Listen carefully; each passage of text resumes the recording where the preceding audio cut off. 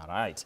So I don't know. I want to brush through what the top stories on the newspapers are this particular morning before I come to you, Joseph. And I think we start with the People Daily to some extent, and what the People Daily is reporting this morning in regards to what Kenyans are waking up to. Let's take a look at that. Now, top story on the People Daily that has been given priority today is just a minute.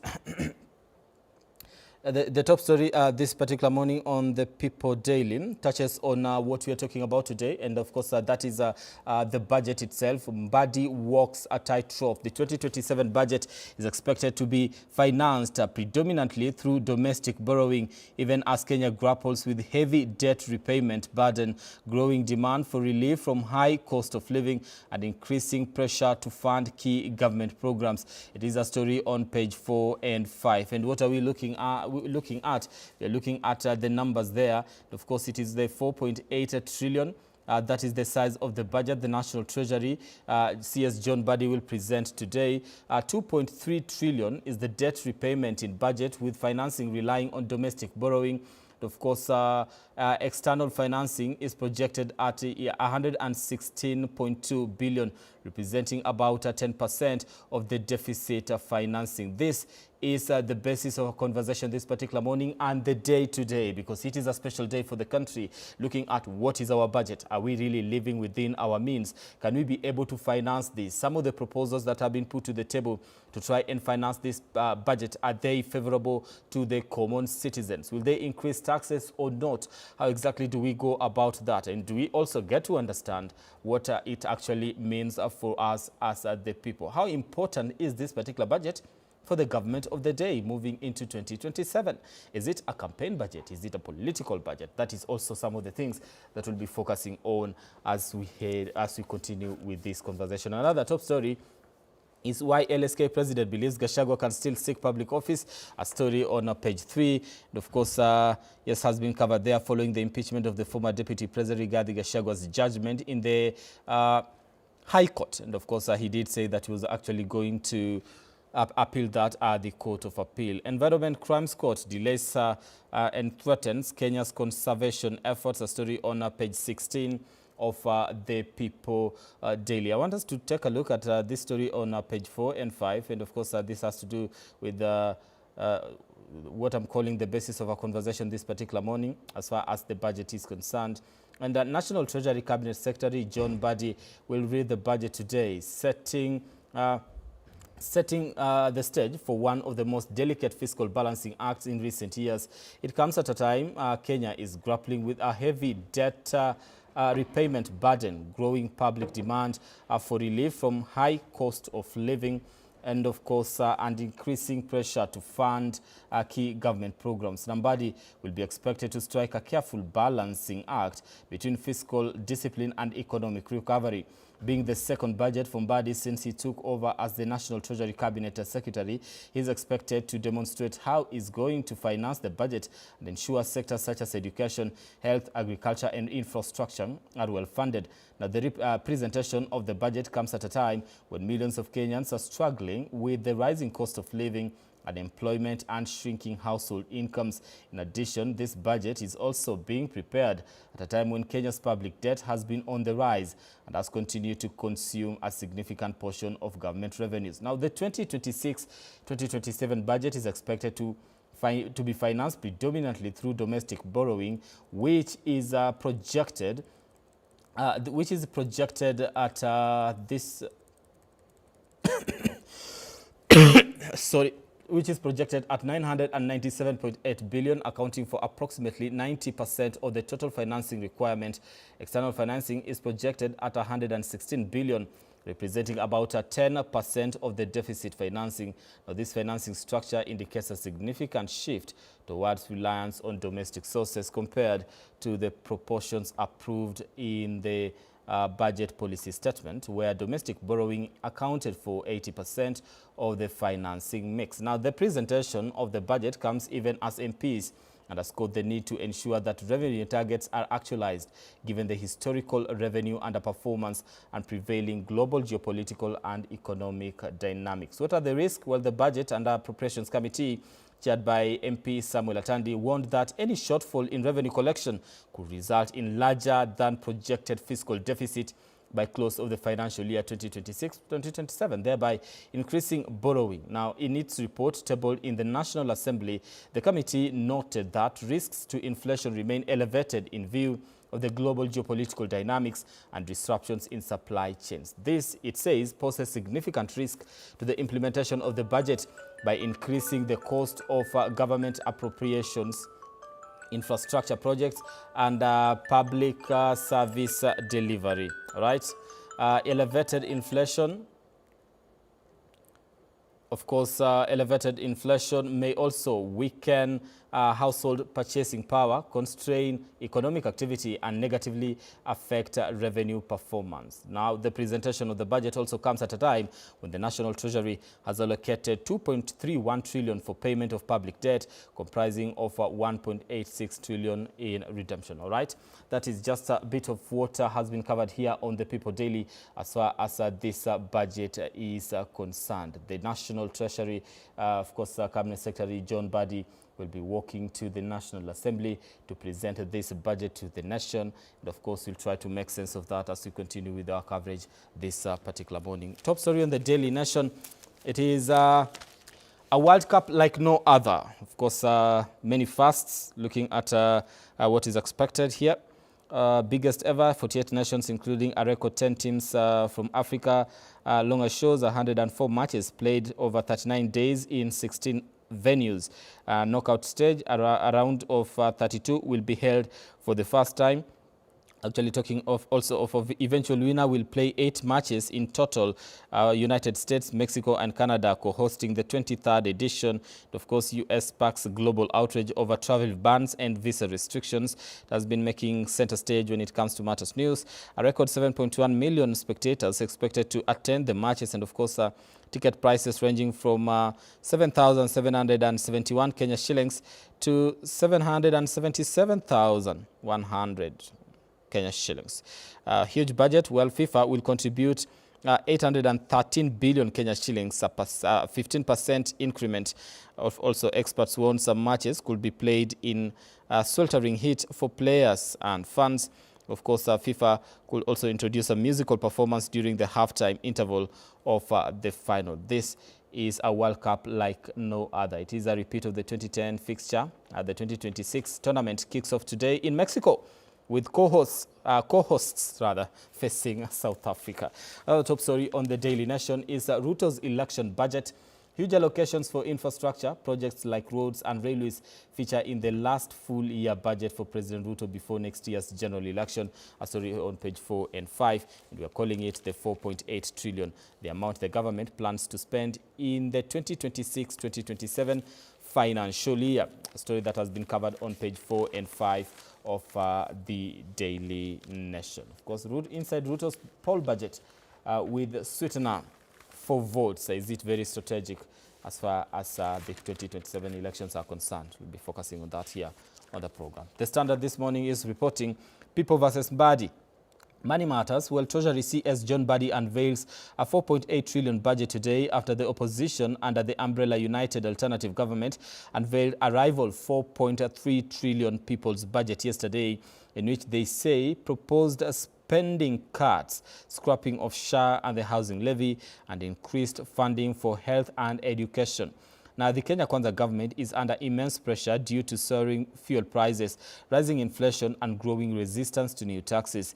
The ordinary Mwananchi say the government under President William Ruto is tone deaf to what matters to them as it continues spending beyond its means, while burdening Kenyans with higher taxes and heavy borrowing to fund a ballooning budget. A story on page 4, 5, 6, and 7 of the Standard. And of course, also on top story on the Standard, we have the World Cup bonanza. Let games begin, whereby, of course, the World Cup begins today. Of course, we mentioned that the games will actually be played in Mexico. All right, the opposition versus government, trying to compare that. We're looking at a total budget of 4.32 trillion. compared to the government budget, which is 4.82 trillion.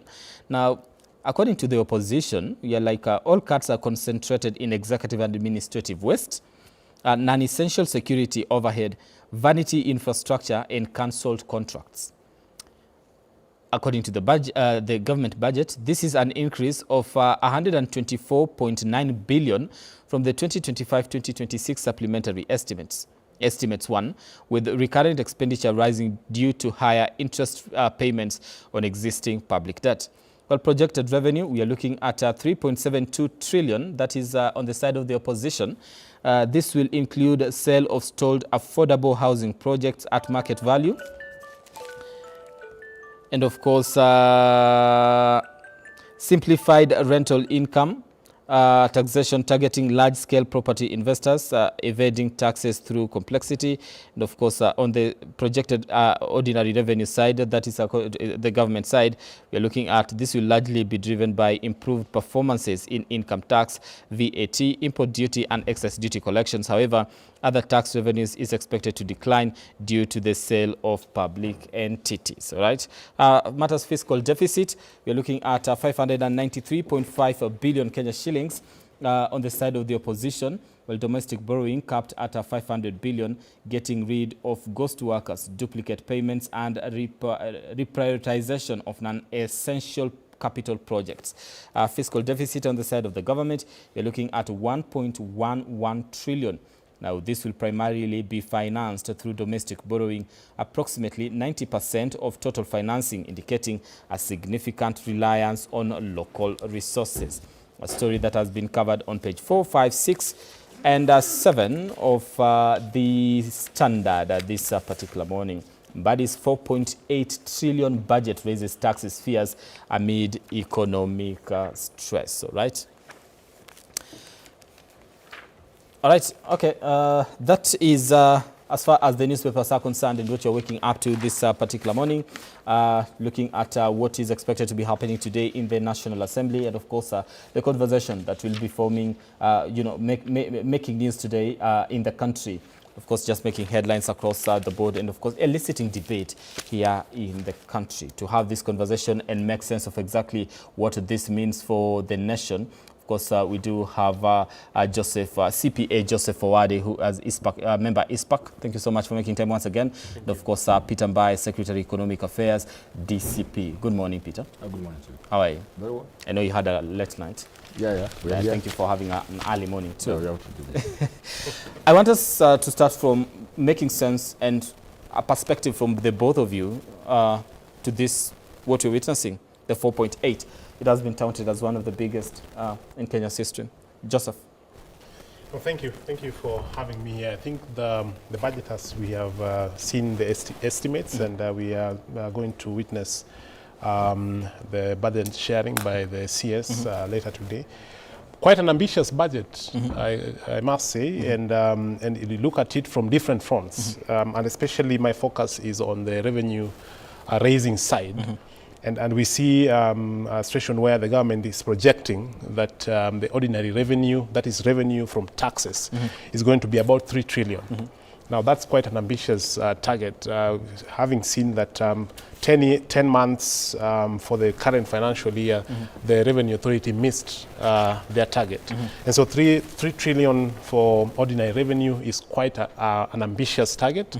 And we are seeing a situation where the economy is also not progressing well as we ought to have it. And so we're just wondering, where are we going to collect 3 trillion if we have not been able to collect it in this particular financial year? So it's a budget that we await, it's a wait and see kind of a situation, but quite an ambitious one. We are going to see situations where we are now comparing the budget, what we ought to do with the budget vis-a-vis things, new introductions like the infrastructure bill, fund, which now comes to fund infrastructure. Are we going to see a situation where allocations are given sufficiently in the budget for infrastructure, or everything now infrastructure goes to infrastructure fund? So these are some of the interplays we are expecting to see the CS talk about today in the parliament. All right. Mbaye, Sorry, I almost called him Buddy. Please, don't go there. don't go there. Let me get your perspective from this before we even try and compare what the other side, that is the alternative government, is actually putting to the table. What is your perspective of the 4.82 trillion budget that is being presented today to the National Assembly and the nation at large? First of all, sad, because this is not a balanced budget. It is certainly not a zero-based budget because it's lumping up what has been there. And that's where you hide a lot of what I call budgeted corruption. Because you cannot trace it. You know, you should be able to go and trace, for example, in a zero-based budget, you should trace what is it that you want to do with that money. And if you do that, by the way, you can save up to 1 trillion. If you can simply do that, if you can simply break it down and come back again with all this budget, you can trace it to at least 1 trillion. So I want to say this is just another year has come. We have to prepare a budget. If you poke holes into this budget, you find that like about 1 trillion is what I call wastage. It's O&M, money that you can do without. If you're in a hole, stop digging. But what these people are doing, they are still digging. Now look at this. They are projecting, the last year, 2024, 2025, the target revenue was about 2.7 trillion, right? They collected only 2.2. So they missed a target of 487, 24, 25. Okay. In this year, 25, 26 so far, the target was 2.9. Collections were only 2 trillion. I can tell you today, what you call a deficit of 1.4 is almost double. Because certainly you will not be able to collect revenue of 3.6 trillion. Okay. It's not possible. The most realistic target right now is about 2.2. So already you can see the issue of the budget, what they are declaring as deficit is almost times 2. Because there's another thing of the revenue that is being projected not be able to be achieved. So we have burdensome budget. We have a budget full of bravado, but practicability is not there. Okay. We always have been asking a question, what should come first? Is it the finance bill or the budget? Because, again, we are going to pass a very bad budget, then go to a very unsustainable finance bill, which many of us want, if it's going to go that way, the way it should fall. So what should happen? People should first of all look for the money, then go spend the money. Instead of first of all, purporting to spend the money that you don't have. Okay. Because so what should come first between the finance bill and the budget? From a political economy perspective, I mean, I don't know from an accountant's perspective, but from us, political economists, you look for the money first. You try to find out how much do you have. Now, I can tell you we have 99%. Okay, let me be fair. 85% problems with the finance bill. So we are going to see a lot of uproar towards the end of the month when we are trying to pass the finance bill. First, look for the money. Let Kenyans agree that, okay, this is okay, we are okay with the 1%, 2%, all those kind of issues about mobile phones and all that. Then you do the budget. I can tell you this. This is a budget to please the masses.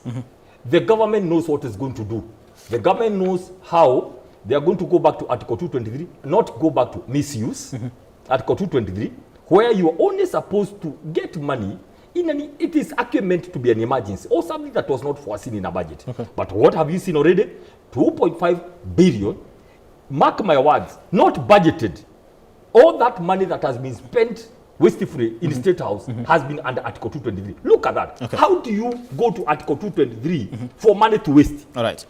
Talking about budgetary corruption, you are going to come into that, and also just how this is very strategic as we are getting to an election year. Let me come to the financing aspect of it, and we say it's quite ambitious. Yes. We've missed targets when it comes to matters collection of revenue. We're still projecting to have quite a huge deficit, and we are not sure whether we are going to fill that or we are actually going to miss the targets that we could actually set.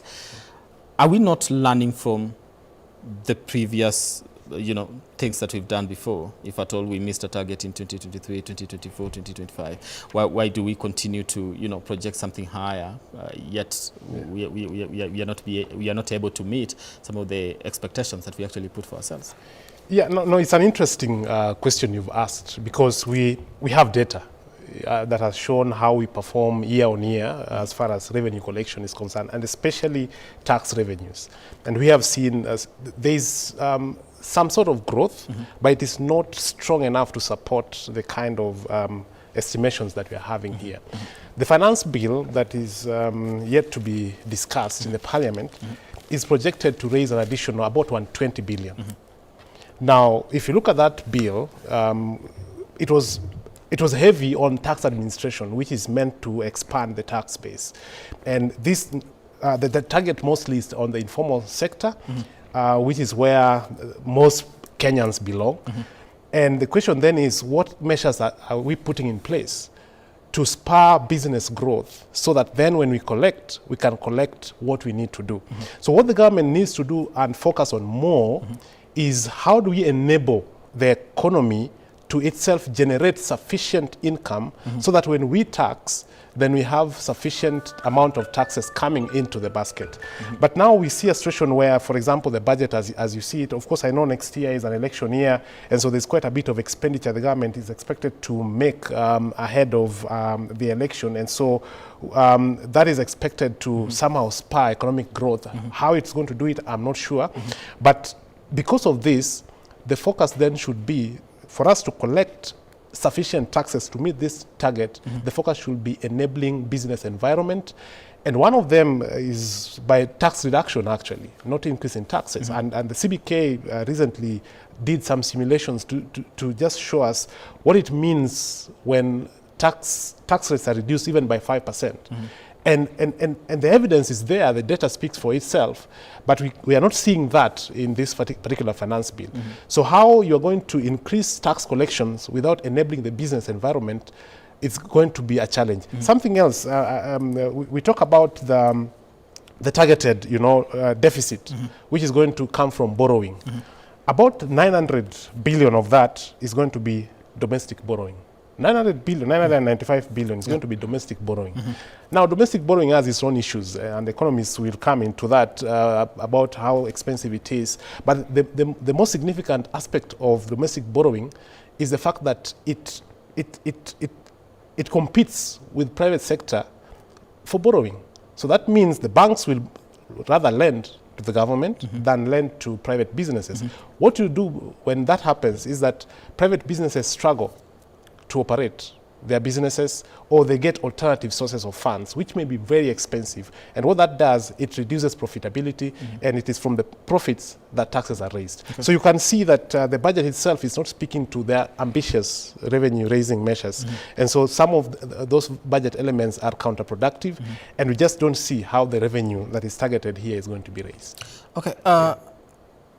What should be the priority when it comes to coming up with the budget right now? When we sit down and say, we want to prepare a budget for the country, and what should be the priority for the government? And even if as citizens look into this 4.8 trillion budget, what should they focus on mostly? No, I think, and it's a conversation that we need sufficient time to have. One of the biggest issues of our budget cycle is a talk around expenditure, government expenditure. Of course, there are certain expenditures we cannot discuss, especially the expenses that fall under the consolidated fund service. That is your interest, the pensions, and constitutional offices. But the general expenditure by the national government, the county government, is a discussion that needs to be had. One, we had anticipated a zero-based budget, which means you go back and start line item by line item and say, this is what we want to do this year, and come up with that budget. We didn't see that because obviously it's not a zero-based budget. So when the government is saying we have to borrow, the question then is, what are we doing in our expenses to see whether we can curtail it so that it doesn't blow up to the levels we are seeing? Are we seeing a situation where the government can be accountable enough to say, look, last year we had this much, we spent this much, but we are cutting down on this cost? Any rational individual or business will always compare between revenues and expenses. And when you can't raise revenues, what you do is to manage the costs. That is how it works. And so we are not seeing a situation where the government is trying to manage its expenses and costs to ensure that the debt situation in this country is managed. Yeah.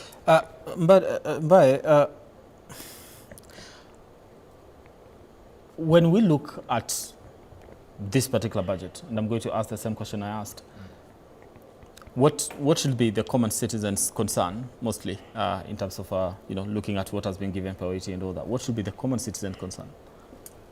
First, according to the common person, so long as you don't continue digging, you look at what you have in the basket, you cut all the O&M, wastage, operations, maintenance, and of course, unfortunately, it has to start from the top.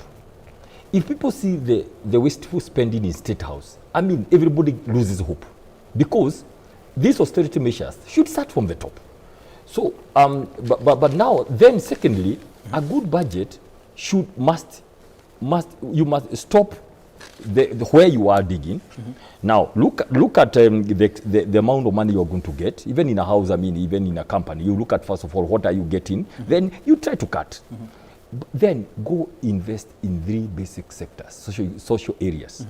Invest in health, invest in education, agriculture. Those are the main that you say can spur the economy, right? But what we are seeing here, instead of investing in very critical areas like agriculture, like health, like education, we have a very big deficit on capitation. So the question is, what is this government living for? It is living to do what? To increase security budget so they can import more colors of tear gas, right? It doesn't make sense. An increase of 250 billion on security sector, the various arms, of course, cumulatively, doesn't make sense. You look at agriculture. Agriculture is supposed to be 10% according to Maputo Declaration. Right now, it's about 3%. Okay? At least it should be at least 6% as we go on. Okay? Now, let me tell you where we are. Out of every 100 shillings collected, it's about 69 is going to pay debts and what I would call about 1.5 trillion. I mean, to pay pensions and interest on loans and all that. That is gone in short.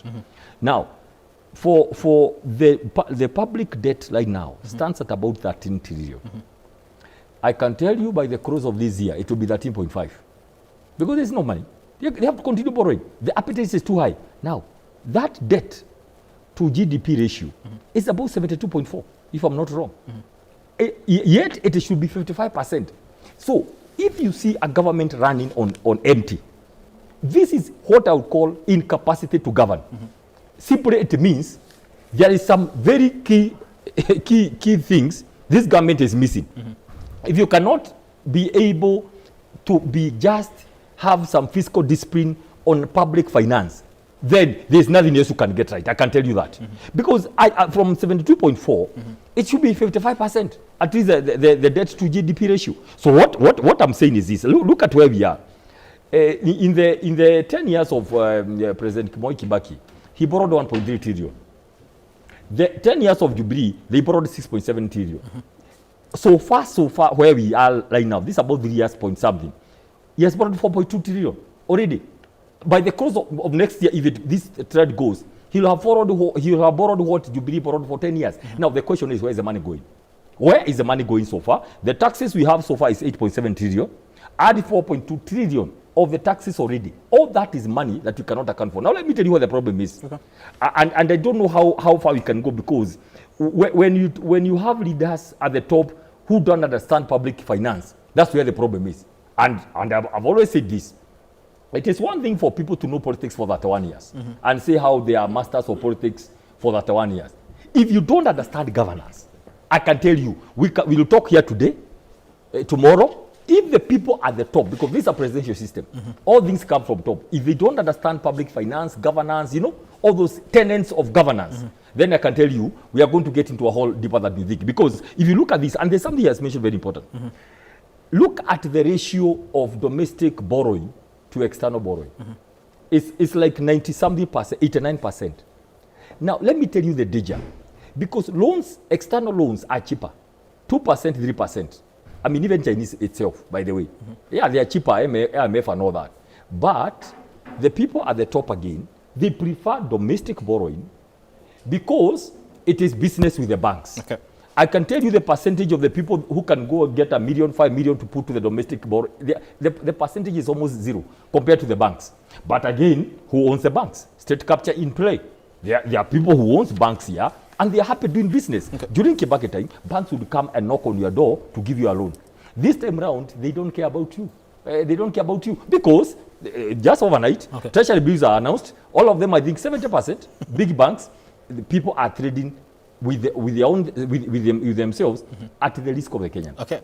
Every time we talk about matters economy in this country, governance, most of the time we always go back to what was happening during Kibaki's time, and of course we'll try to make sense of that, and also as we compare moving forward. Timothy Toroitich, a Member of Parliament, Marakwet West, also joins us this particular morning. Good morning. How are you? Fine. Good. Today is D-Day. You'll be seated in the National Assembly listening to the National Treasury Cabinet Secretary John Badi present the 4.8 trillion budget to the public and the members of Parliament. What's your assessment of this budget first? Thank you, Brian, for the invitation. The question that first we should ask ourselves, Brian, is does this budget address pressing challenges in this country? From where I sit, I think it does. One is we have, as a government, we have budgeted.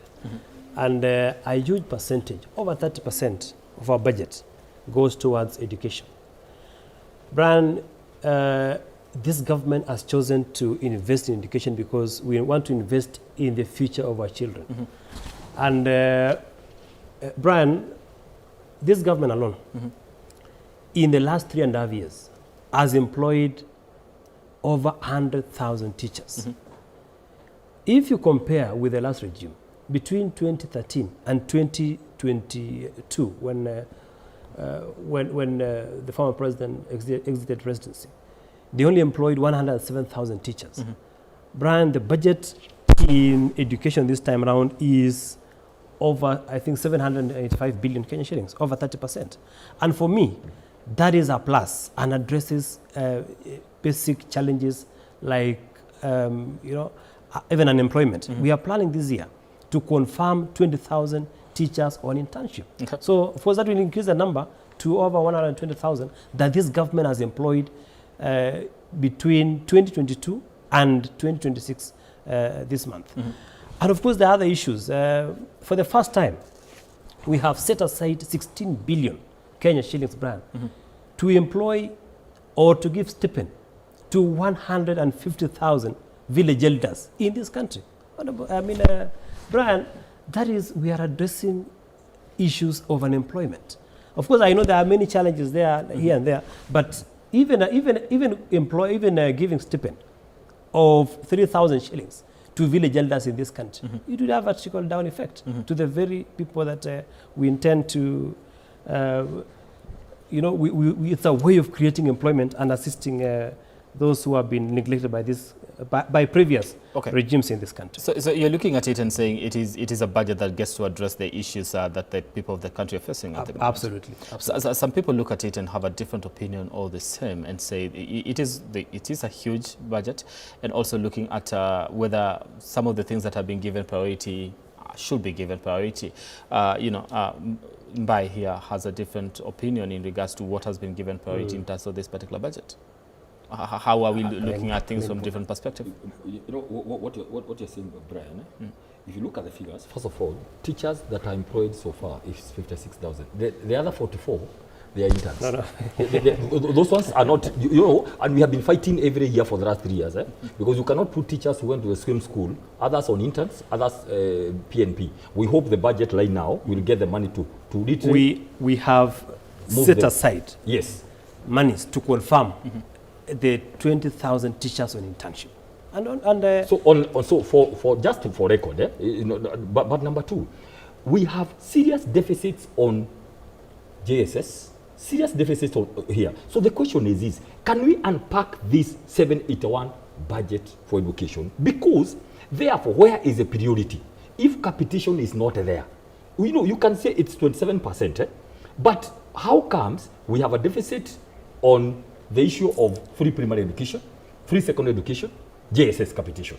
That's where any parent, that's where the whole issue lies. So for me, I would pray, maybe because the committee maybe is still sitting somewhere, they should go in and adjust that money. Look for money from cut a bit security, cut a bit there. Education, health, and agriculture is number one. Right. Agriculture is 106 billion.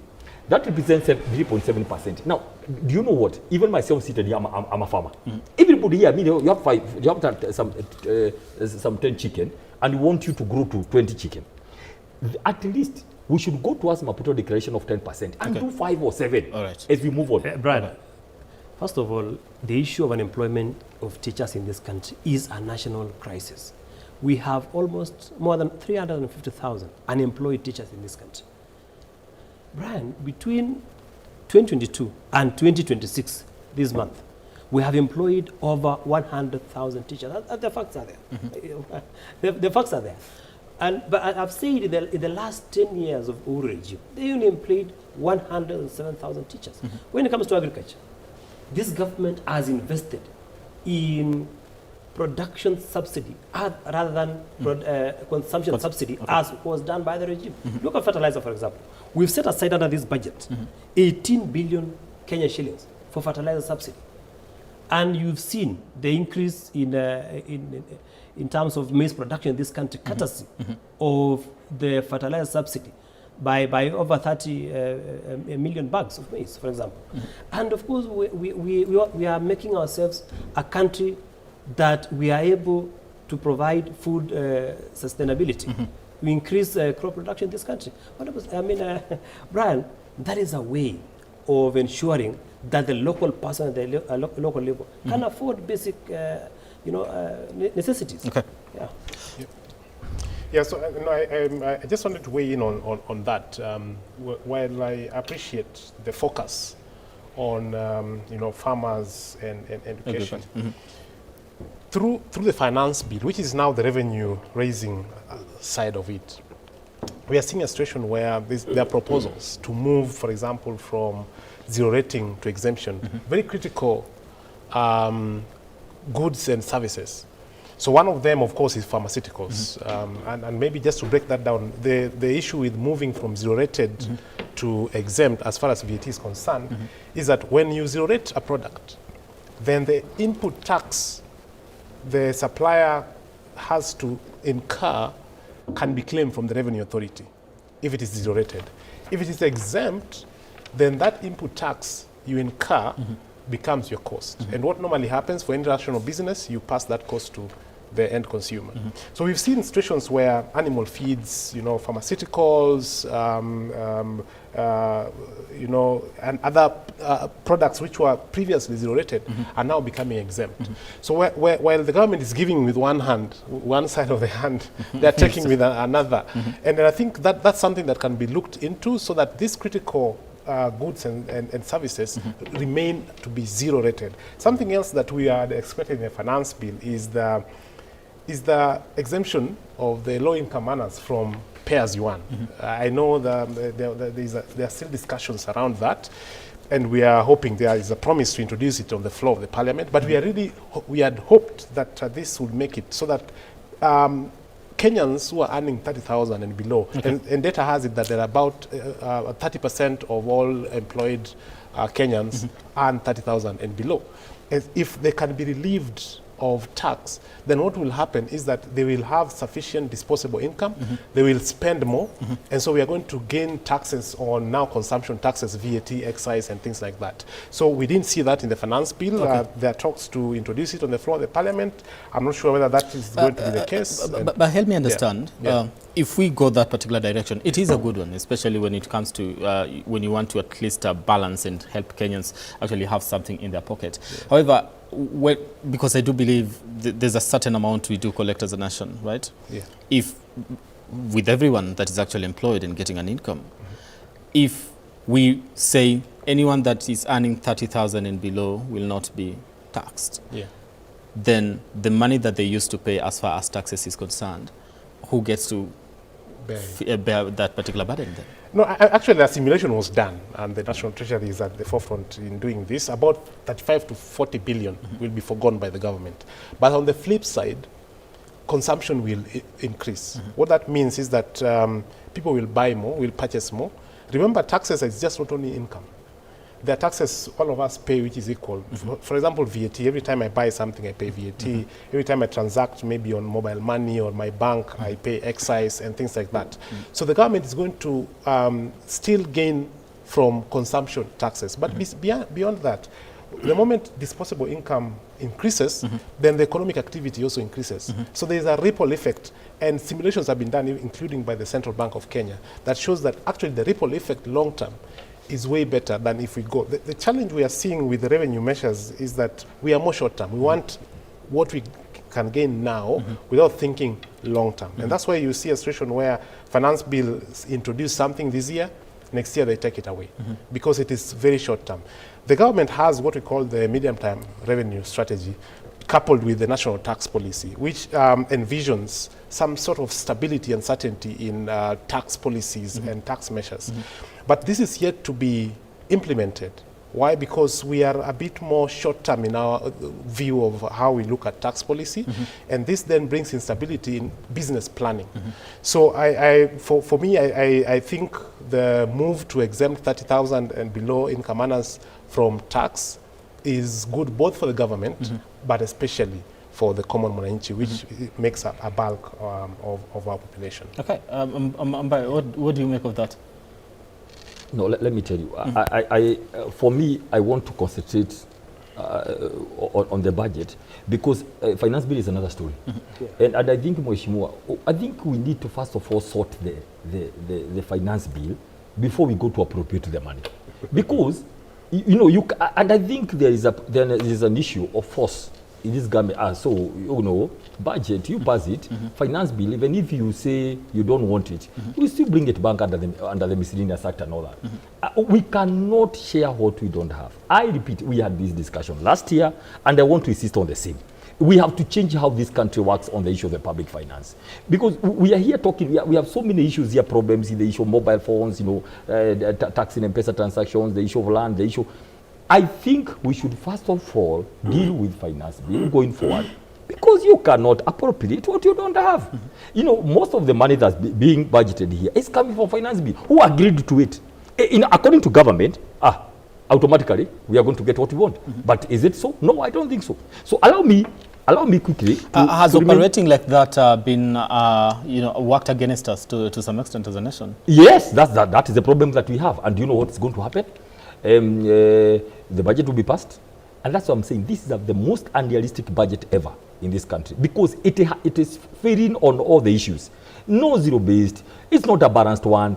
It has an undeclared deficit, right? Let me put it that way. Undeclared deficit. You're being told 1.1. It's okay. No, this deficit will be over 2 trillion. I can tell you. So what is going to happen? Then we are going to have a very, very big uproar on finance bill. Because the amount of money that people on the Kenyans are opposed. You cannot force people on taxation. Let me tell you, a good taxation regime is where you do, and again I'll go back because that's where we have one of the greatest minds in Kenya, called Moi Kibaki. When he came, he said, kulipa ushuru ni kujitegemea. Everybody wanted to pay. And that revenue rose from 200 billion to 800 billion, I think within a year or two. Why? Because nobody is opposed to taxation. Oh yeah, nobody. Actually, people would queue to pay. But two things. Don't continue squeezing. They already squeezed. That's number one. Number two, expand the bracket so that woman will happily pay 20 shillings. Another 100. So the problem with this regime, they came to power thinking, let's squeeze. That is how you allowed people to go to the streets against this government within the first year. Okay. It means there's something, you know, basically fundamentally wrong with the taxation issue. You see, the first year, second year, they said the government is introducing a 5% VAT on bread so that people don't get diabetes, right? Then it has come back. When the body came, he purported to pretend that we are not going to do more taxation. Now he's back. The pretense is over. He's back with all this kind of, I think, 8 or 10, you know, like 20, you know, issues you want to tax. Let me tell you, it is possible to expand, and Kenyans, we are talking about 2 trillion. I will not mention this 3.6 because this is a figure. This is a figure that that is put by accountants to to just deceive you. This figure is a lie. This government knows this government cannot collect 3.6 under the current circumstances where they cannot see the services. Now, let me tell you, I believe today it is possible plan in this country of Kenya for us to get a revenue of up to 4 to 5 trillion. It is possible in this country. What are we not doing right? Thank you. People are lazy. Government is lazy. KRI is lazy. You just want the people that you know, you continue squeezing. Another day, 2 roads of buses. They just landed in Naivasha town, full of staff of KRI to go looking for people deep inside like Naivasha. You know, every house. What is all this? Can't you have systems? Because of what? They are lazy. They don't want to expand the tax bracket, right? They want to continue squeezing. Look at the payslip. These few people payslips, they actually sort the whole economy. Okay. Without consultation, housing levy by force. That's an illegal levy. Go to NSSF. You don't know what it is.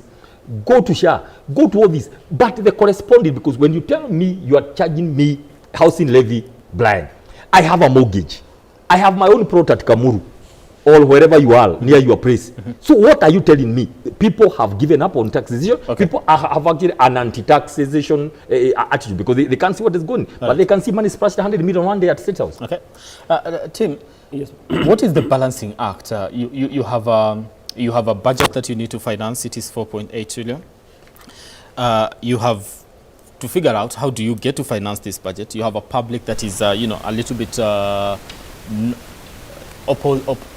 offering opposition to the government as far as taxes are concerned, and also the budget itself. You want to finance a budget to be able to give development to the people. At the same time, you want to make sure that you actually balance emotions of the public so that there's no uproar in regards to how exactly do we make sure that you have development,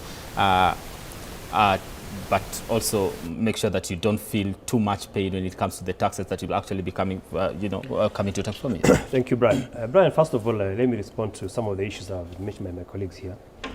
One, we must know that budget process is a creation of the law. It's a creature of the law. And therefore, what the PFM provides, the Public Finance Management Act provides, of course, that immediately after passing the budget estimates, then thereafter there shall be a finance bill tabled for Parliament to provide a mechanism of funding the budget. So unless my friend here wants to do an amendment to pass first finance bill before the budget, but that is anchored in law. It's provided because after the budget, then the finance bill must provide revenue raising measures. But you asked a very good question. What are we not doing right? And Brian, in my opinion, we lack fiscal discipline in this country. Number 2, how is Parliament, how are county assemblies how are they ensuring that they do proper oversight to avoid public wastage of funds? And I think that's where the problem is, Brian. Parliament must be an independent entity as envisaged or as provided for by the Constitution. Because if there is wastage in government, if Article 223 is being misused in this country, because Article 223 basically talks about, that you spend and then you first come and, legalize. I think there's a problem there. And as Parliament, we must be able to play our role and ensure that there is effective oversight. And we act as per what is provided for by the Constitution. Okay. And I think the weakness in terms of implementation of the budget, we have a very progressive budget, an ambitious budget. We want to grow our country, but Parliament also must come in and ensure that there is proper oversight in terms of how the monies that has been budgeted is spent in this country. But again, Brian, there is also a delicate balancing act by the government, by the president, to ensure that in as much as they want the economy to grow, we also have to meet and provide for the basic needs of our people. For example, in this budget, we have set aside 16 billion Kenya shillings towards rural electrification. And of course, that in a way has a way to spur economic growth. And of course, our people can also start basic, they can get some skills to get some jobs if there is electricity supply in the rural areas. So, Brian, one, we must have fiscal discipline. Two, Parliament must stamp its authority and ensure that money is spent prudently as provided for by the Constitution and other enabling laws. And also the government must balance towards meeting national priorities and also basic needs. For example, roads. For the first time, Brian, the road from Rironi to Mau Summit, all the way to Kericho, to other parts of the country, for the first time, we have funded it through local revenue raising measures, which my colleagues are against because they want us to go through the traditional mode of borrowing. And that is something that I celebrate. Right. As a leader in this country. Okay, I think there's a point very important, if you don't mind.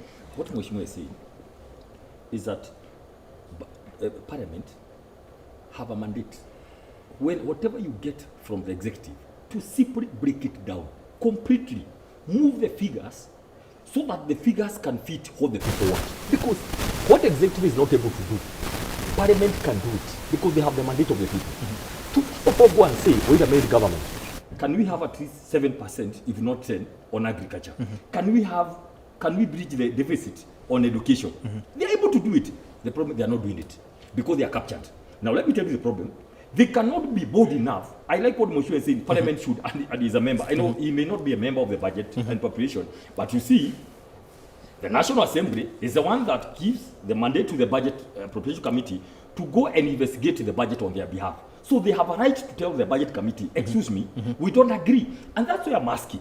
Those members of Parliament, National Assembly, let me say so because that's where the budget will be. Come on, today stand up and say, excuse me, we want to propose amendments. Thank you, Budget Committee, for what you have been doing, but can we, first of all, make sure, instead of hiring 20,000 teachers, the court ordered government to hire 44,000 who have been on internship, all of them at once. Because why wait? Somebody will raise up the hand, and we have asked our members, as you remember the meeting yesterday, for the United Alternative Government, to simply stand and say, excuse me, this budget is okay, but we need to see more money on agriculture. We need to see more money on health, right? This country to have a free health, you just need 200 billion. All right. My question is, for the purpose of Kenyans to understand, but it is possible for the Budget Committee, if they are not in bed with government, to tell government, excuse me, can we work these figures? So it is not the whole house, either. No, you see what happens when the executive goes, when the executive sends a budget, of course it is sent to the Committee on Budget. But the Committee on Budget works on behalf of all the members. So you cannot say it is a Budget Committee. No, every member has a right to receive back the report from the Budget Committee and say, excuse me, we have heard from the people. But now the problem is, if you raise your hand, especially if you are two-term, you'll be somebody in State House. And you'll be denied everything until you come again crawling down. That's the problem we have with that's the problem we have with the second arm of government. All right, Tim will come to confirm whether he's actually captured in the National Assembly or not.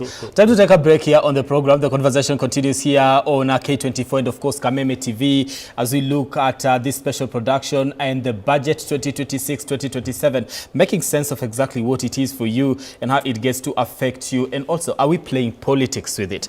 That is the conversation we're having here this particular morning, or the day that the Cabinet Secretary for Treasury, that is John Badi, is expected to appear before the National Assembly to present the 4.8 trillion budget. We take a break.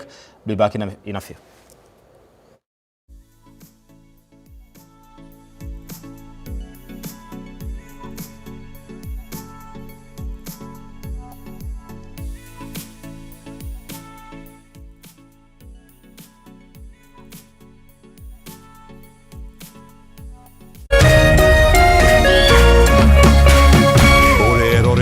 Kameme TV. As you wait for your call to be picked, here is today's inspirational quote. Life is a roller coaster, full of good days and bad experiences. We must learn to accept finite disappointments, but never lose infinite hope. Ili kuset never lose hope kama skiza tune yako, dial star 811 star 628 hash.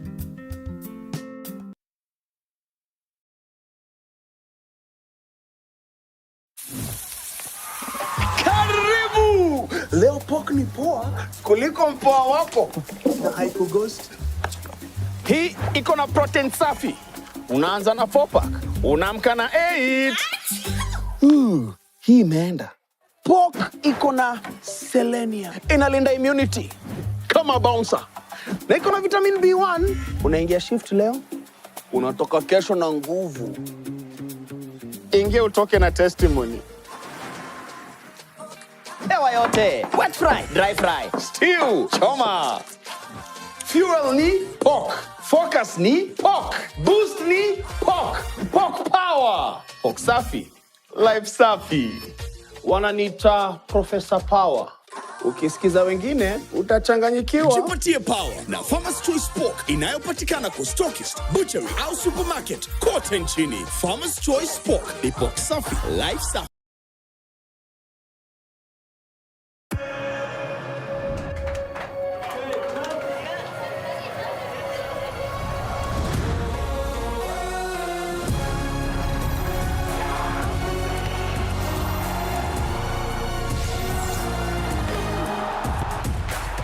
From 11th June to 19th July, everything can wait. The FIFA World Cup 2026. Get DSTV access for as little as 1,450 Kenya shillings today.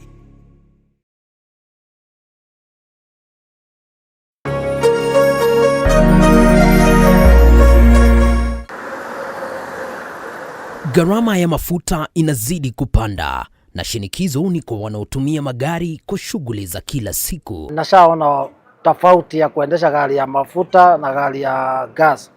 Lakini sasa kuna uvumbuzi unaoshika kasi kwa hisani ya autogas. Kutoka niwekewe gas niko na miezi 6 sasa.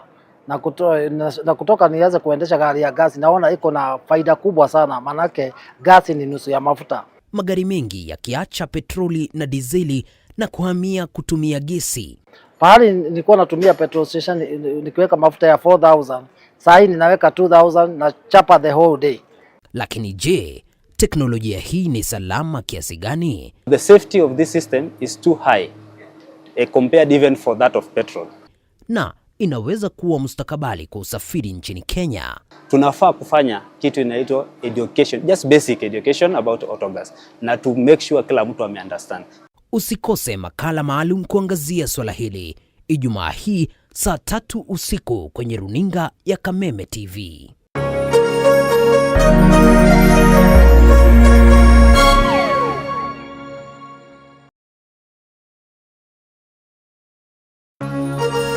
Hihi wina kĩũria kana woni wĩgiĩ umemerekia wa Kameme TV? Twandĩkĩre woni waku kũhĩtũkĩra Facebook @Kameme TV Kenya, X @Kameme TV Kenya, na twandĩkĩre email kũhĩtũkĩra info@mediamax.co.ke. Kameme TV, mũthĩgi wa rũrĩrĩ.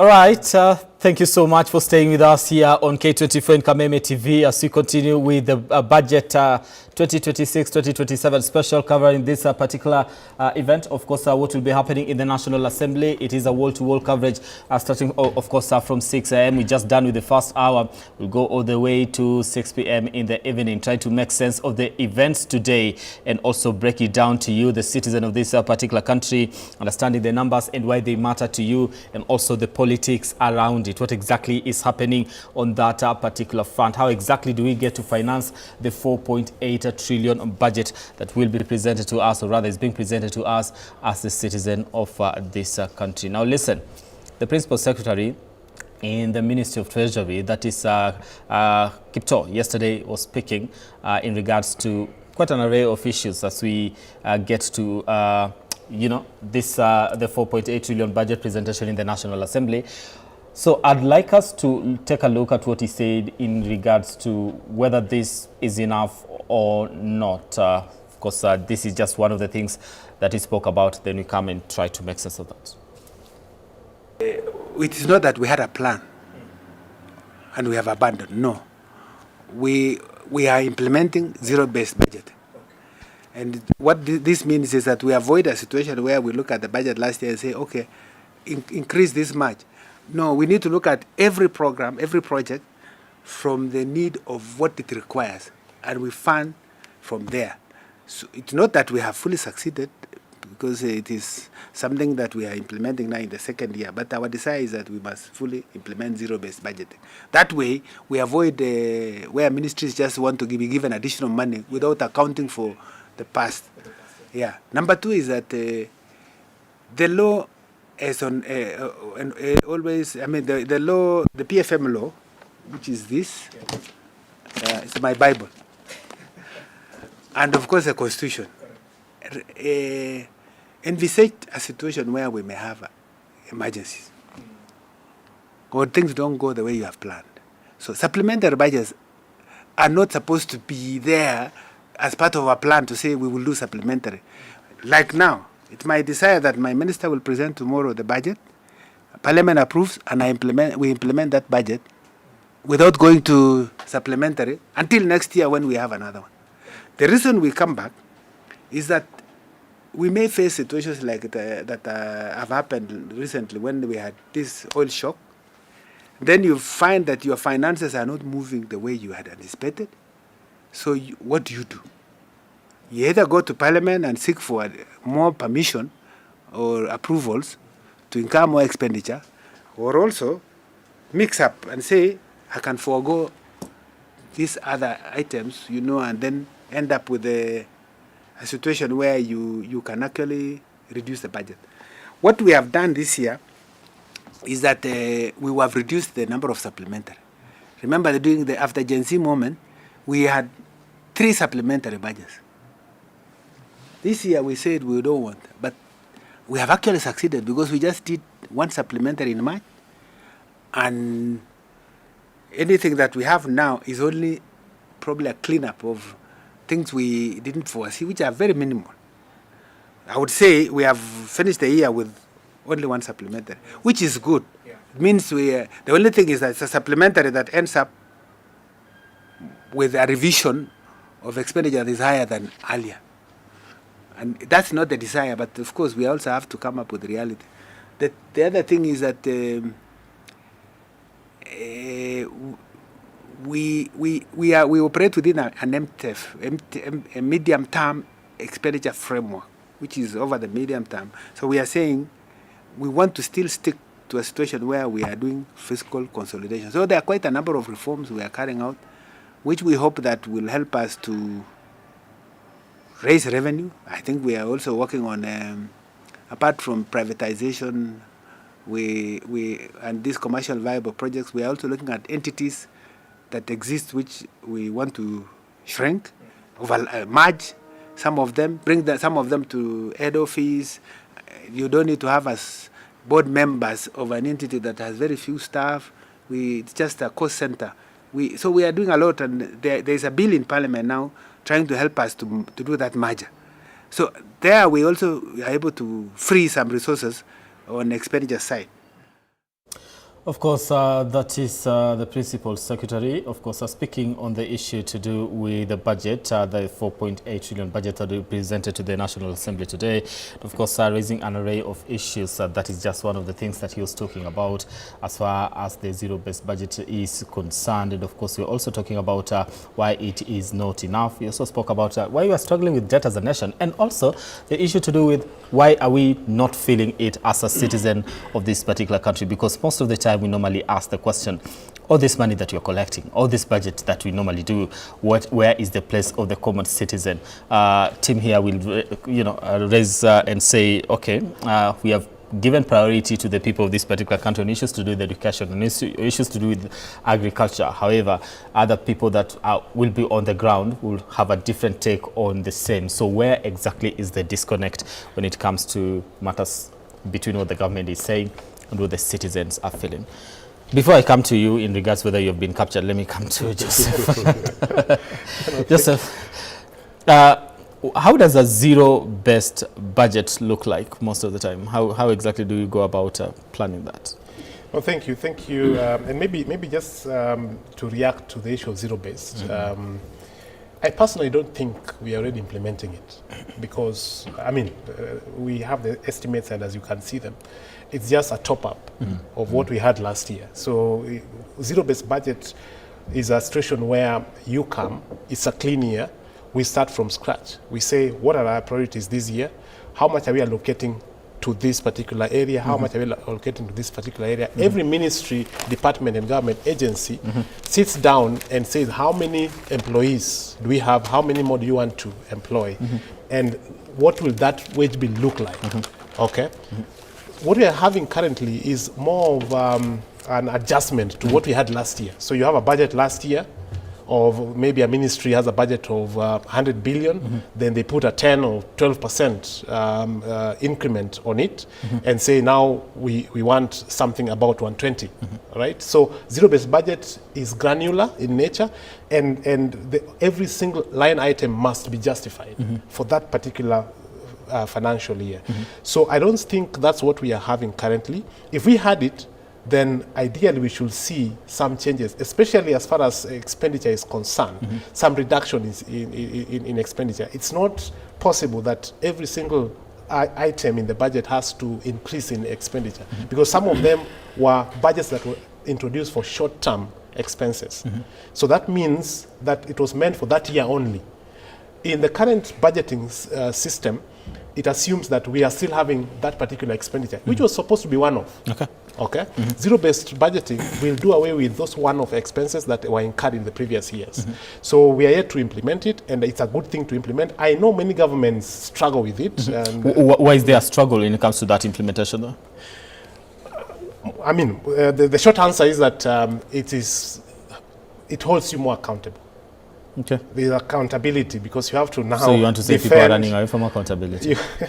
That's at the bare minimum. But also apart from it, it takes long. So you need to start quite early so that ministries, departments and government agencies sit and go through their projected expenditure line item by line item. So if you are told right now that what you have is a zero-based budget, that's not true? I have not seen elements of zero-based budget on it. And so from your perspective, it is not? No, it's not. Okay. I'll tell you, Blind, from the word go, we know zero-based budgets, actually how they are prepared. At no one point has this government sat down to do a zero-based budget in the first place. So there's no way you can tell, the PS can say with a lot of respect that this is a zero-based budget. And the way he's talking, he's saying, you should. He's talking, we need to. He's not talking about we have done. No, just listen to him again. He's not, there's no place where the PS have said, we have already done a zero base. He said we need to make sure we have lines of budget and all that. There is a lot of lethargy. Take it from me, I know what I'm talking about. Because I remember as early as 2-3 years ago, we did a letter and said there's no way we can do performance and delivery on a top-up budget every year. Because it's a misuse of money. We did letters and we said every PS to come with this technical director, CFO, guys in charge of finances and all that, and for them to come one by one, tell us what is all this, debunk, drop down all this budget of billions of shillings, tell us where this 800 million is going. Simple. Is it going where we need it? So that now we rearrange. There's no way you can talk about performance and delivery without a budget. As a matter of fact, the work of performance and delivery starts after the budget.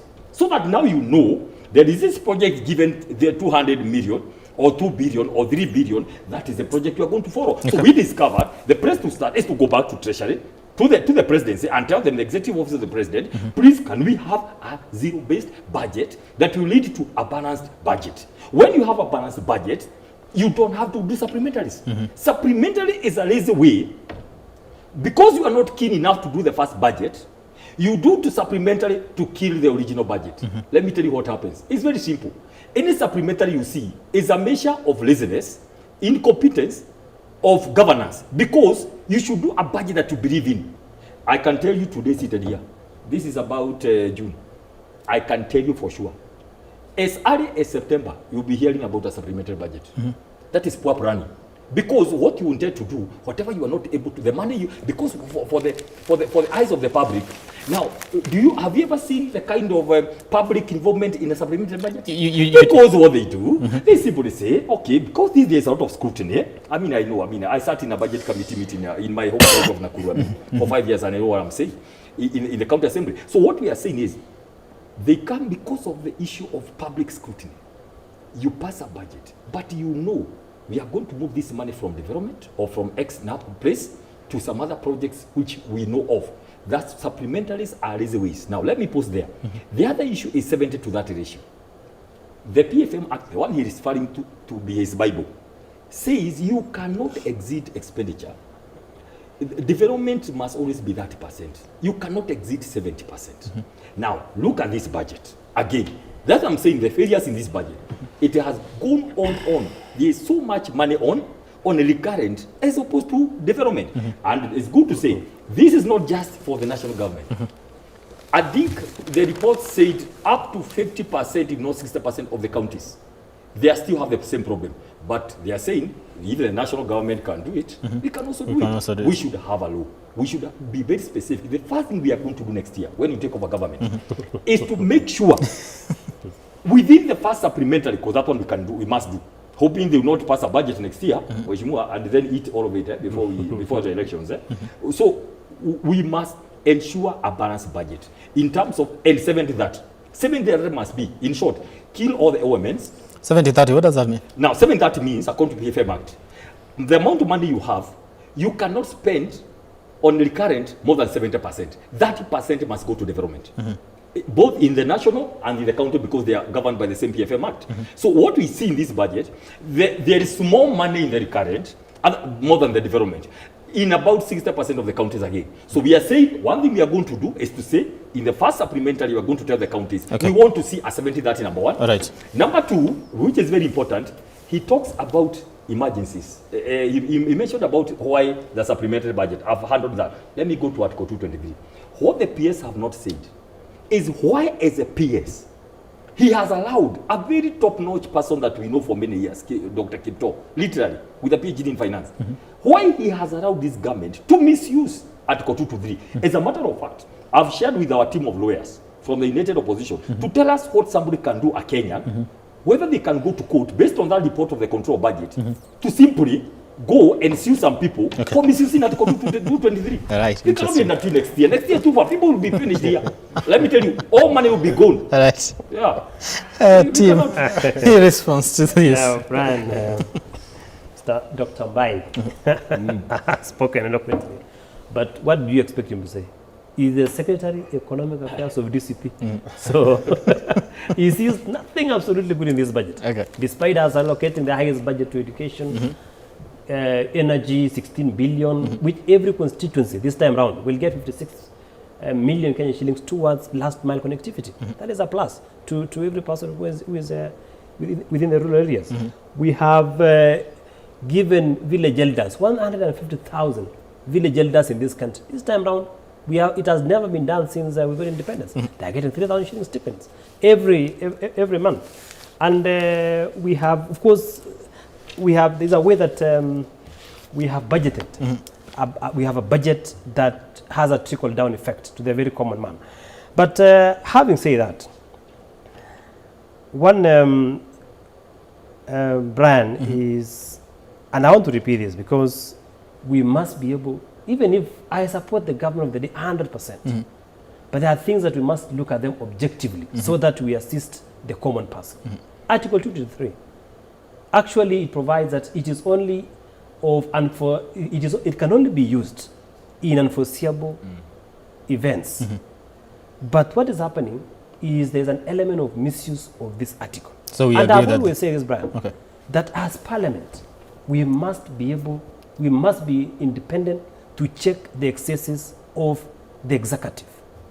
And there's a scholar called Montesquieu who said that for functional democracy, there must be three arms of government: executive, legislature, and judiciary. And I've always told my colleagues, you see, the best way to assist our president, the best way to assist the government is a robust parliamentary oversight, because the president has no problem.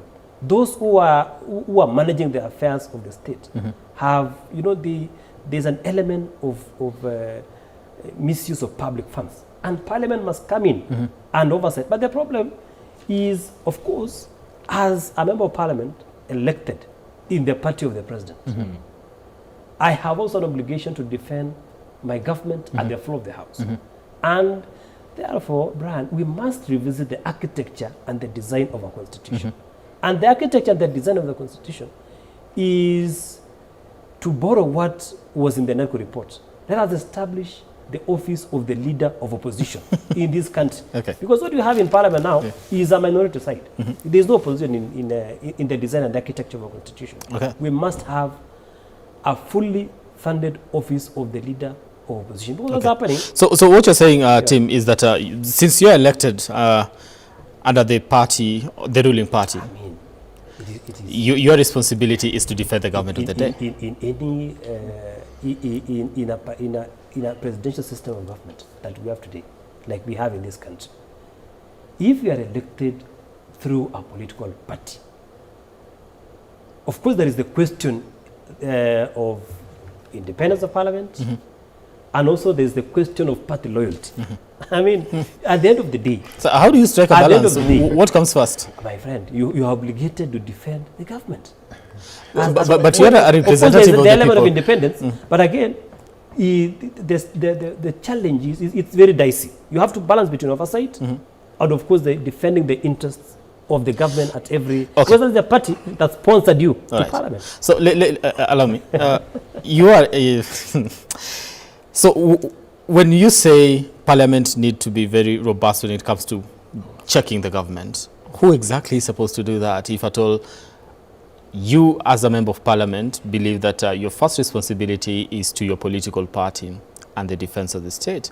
Then who do you leave that mandate to? That's why I talked about the defects in the architecture of our constitution.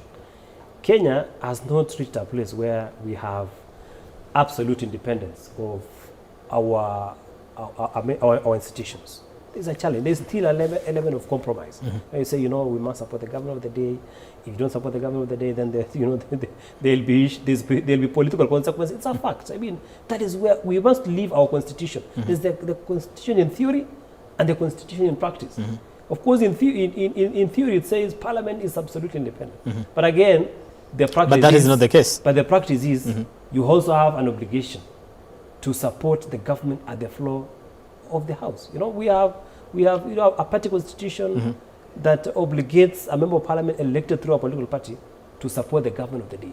And therefore, we must look at the architecture and the design of our constitution. Because I've always said, Brian, if there comes to a point where there's a conflict between party loyalty and the obligation to oversight, then of course, I believe that the obligation to oversight is greater, but again, it is pulled down by also, the need to defend the interests of the government of the day. Okay.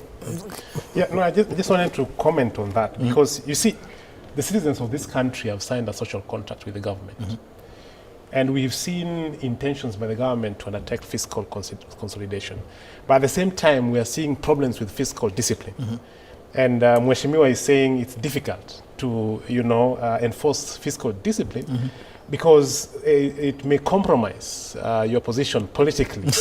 So then that's where now the citizens are wondering, so what do we do? Because we need a government that is sensitive to our needs, that is aware that at the end of the day, it is us who are bearing the burden of this budget and all the expenses that are wasteful. At the end of the day, it is the citizens who are bearing. In 2004, when we first, I think it's the only time we had budget surplus during the Mwai Kibaki regime, we saw a citizenry that has boosted morale. And when morale is boosted, and we saw, of course, free primary education and a lot of other things, construction of roads and things like that, when morale is boosted from a citizen's perspective, then there is willingness to contribute to the social general good. through taxes, through any patriotic act.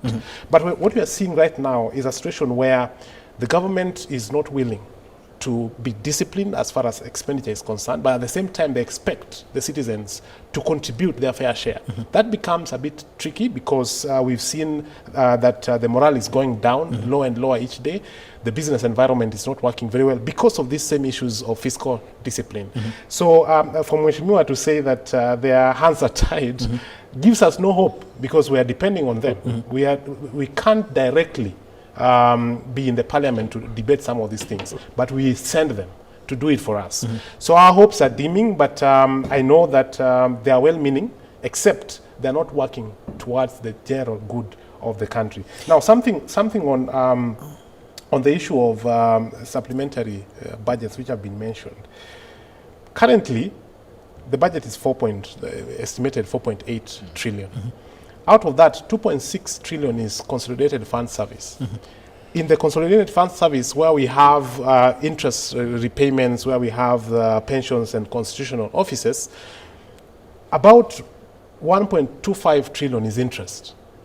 So consolidated fund service is already taking 2.6. That is an amount you cannot negotiate of 4.8 trillion. So even the 70-30 that Dr. is talking about may not be possible because 2.6 is already gone. I mean, you can't do anything about it. And fiscal consolidation and fiscal discipline is the only thing that will help us narrow down on this consolidated fund service to bring more money for development and to boost the citizen morale, and that way the economy will grow together. Okay. Yeah. Before you come in, can we really trust on you as a legislator, as the people? Should we or should we give up? One day, this budget is sensitive to the needs of our people. I've told you, we have a budget in agriculture of 63 billion. 18 billion goes towards fertilizer subsidy. We have invested in roads infrastructure. When Ruto came to power, all roads are stalled in this country. But you can see now that there is ongoing road maintenance and tarmacking of our roads. So, Brian, your question was whether Parliament is assisting our people. I have no doubt. So can we rely on you to speak the language of the people? I have absolutely no doubt. It is true there is a social contract to have that every year we have a government that serves the interest of our people. I have absolutely no doubt that this government has served the interest of Kenyans, looking at the budget that has been proposed this year. Personally, I have an obligation to defend the interest of Kenyans, and I've done it. Even raising the issue that we need to do oversight. That is an obligation towards defending the interests of our country. Allocations of mega infrastructure projects like roads and the standard gauge railway are part of the 4.8 trillion budget for the last full financial year under President William Ruto before the 2027 general election. CS Mbanjeti, of course, will today deliver a speech on this year's budget, which the government has argued is modest in new taxes in an attempt to preempt public anger with the looming anniversary of the Finance Bill 2024 later this month. And of course, looking at, because the nation is reporting mega infrastructure projects such as roads and the standard gauge railway will receive generous funding in President William Ruto's 4.8 trillion budget before the 2027 general election. He was talking about the roads that we've had that conversation with you, of course, before. And I believe you want to respond to that, even as we look at the infrastructure that is actually considered, that actually has been given priority as we head to the 2027 elections. I think, Mheshimiwa, let's not use the Lonimau Summit as a good example. It's a very bad example. The Lonimau Summit is not a project of this government. Well, it's being done by the government. No. The first thing the president did is to cancel it so that he can go in front of the price. Let me tell you. And by the way, I'm so keen because the entire Nyanza, Western, Rift Valley depends on me as an incoming senator for Nakuru to make sure the road is free. They depend on me, by the way. I'm going to do that all perfectly well. We will not pay for the Lonimau Summit because we pay for VAT, for pay as you earn, for fuel levy, for NSSF money that is put there. Mwai Kibaki took a loan of 27 billion, did Thika Highway. Let me tell you, as a political economist, this is where politics get into, you mean to merge with economy. You cannot put a tax on a public road. Those are common essentials for government. Look at the expansion of the highway. We must make this a free road, so that economy can spur from Nakuru going to Eldoret and all that. You know, it's costing 1,000 on top of the fuel, on top of all the levies that you'll be paying, 1,000 to use the road to Nakuru and back. That's 2,000. That's an extra money. That's fuel enough to drive to and fro. So what you're going to do, Mheshimiwa, we agree because you come from the same region. Once the Chinese is ready, done with the road, we take over government next year. We'll call the Chinese to come and be in no hurry in Africa to come and sit in Nairobi. We'll ask them, can you tell us the actual cost? Removing the inflation, corruption money, top up of other companies inside there. How can we pay for that years? A public road with people you don't know who are the investors. This road has no contract to date because the figures are shifting. The figures are shifting. There was a problem with the Chinese because there are some people who wanted to include some other companies in the contract. So they can tax Kenyans for that years. So there was a problem with that. So let me tell you what you are going to do. Once we understand how much it has costed, how are you going to know? There are international standards of doing a road, by the way, international. There are standards, so you cannot come and tell us yours costed X amount of money. Okay. We are going to take that as a loan as a Republic of Kenya. That's one of the things I'm going to engage the incoming government, that we pay the loan for a long term. We continue using the road. Why? This road was done by President Moi, 1980. We have used it for 45 years. You cannot come and increase some lanes in a public road done by President Moi, you know, do some roads, increase some lanes there. You tell us to pay. If you want a road, a toll road, Mheshimiwa, now I'm talking to you because we come the same direction. You can help him in this. Let this government do an expressway from Kangemi all the way to Maraba. Everybody flying on top will pay. But the road that God helped us with, a public road, the one the boy did, we cannot pay for it. That one is something I'm trying to talk to members who are primary leaders from this area, so that we can be together. So it's a bad example. If today, looking at SGR was supposed to leave Naivasha, go to Nakuru, Eldoret, then Kisumu, so that those towns can also benefit. There's no moving SGR through the forest all the way to Kisumu for political reasons. It doesn't make sense to us. So those are the issues I'm saying. They are bad examples. PPP is a very good model. I want to say this because these are things that we have been advising on. The problem with the PPP, the ones we have done in Kenya, they are all opaque. Do you know the terms of contract of Taranta? 45 something worth a loan of 45 billion. We are going to pay 100.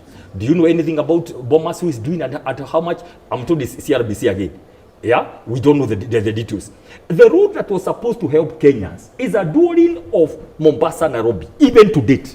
The American company that was supposed to do it, they were asking for external, extra whatever, and they said we cannot do that. It is stalled. That is what the government should be doing, so that you increase, people can be able to move. That's not number one. The other issue I wanted to say, let me break it down. Mheshimiwa, like 3 times he has repeated what the government is doing. Let me put it to you what we expect to do. And if it will not be done in this parliament, we have asked our MPs to go and cause a division. Let any MP come one by their names, come and vote for this budget if they think it's a correct one. Not, and others will be asleep.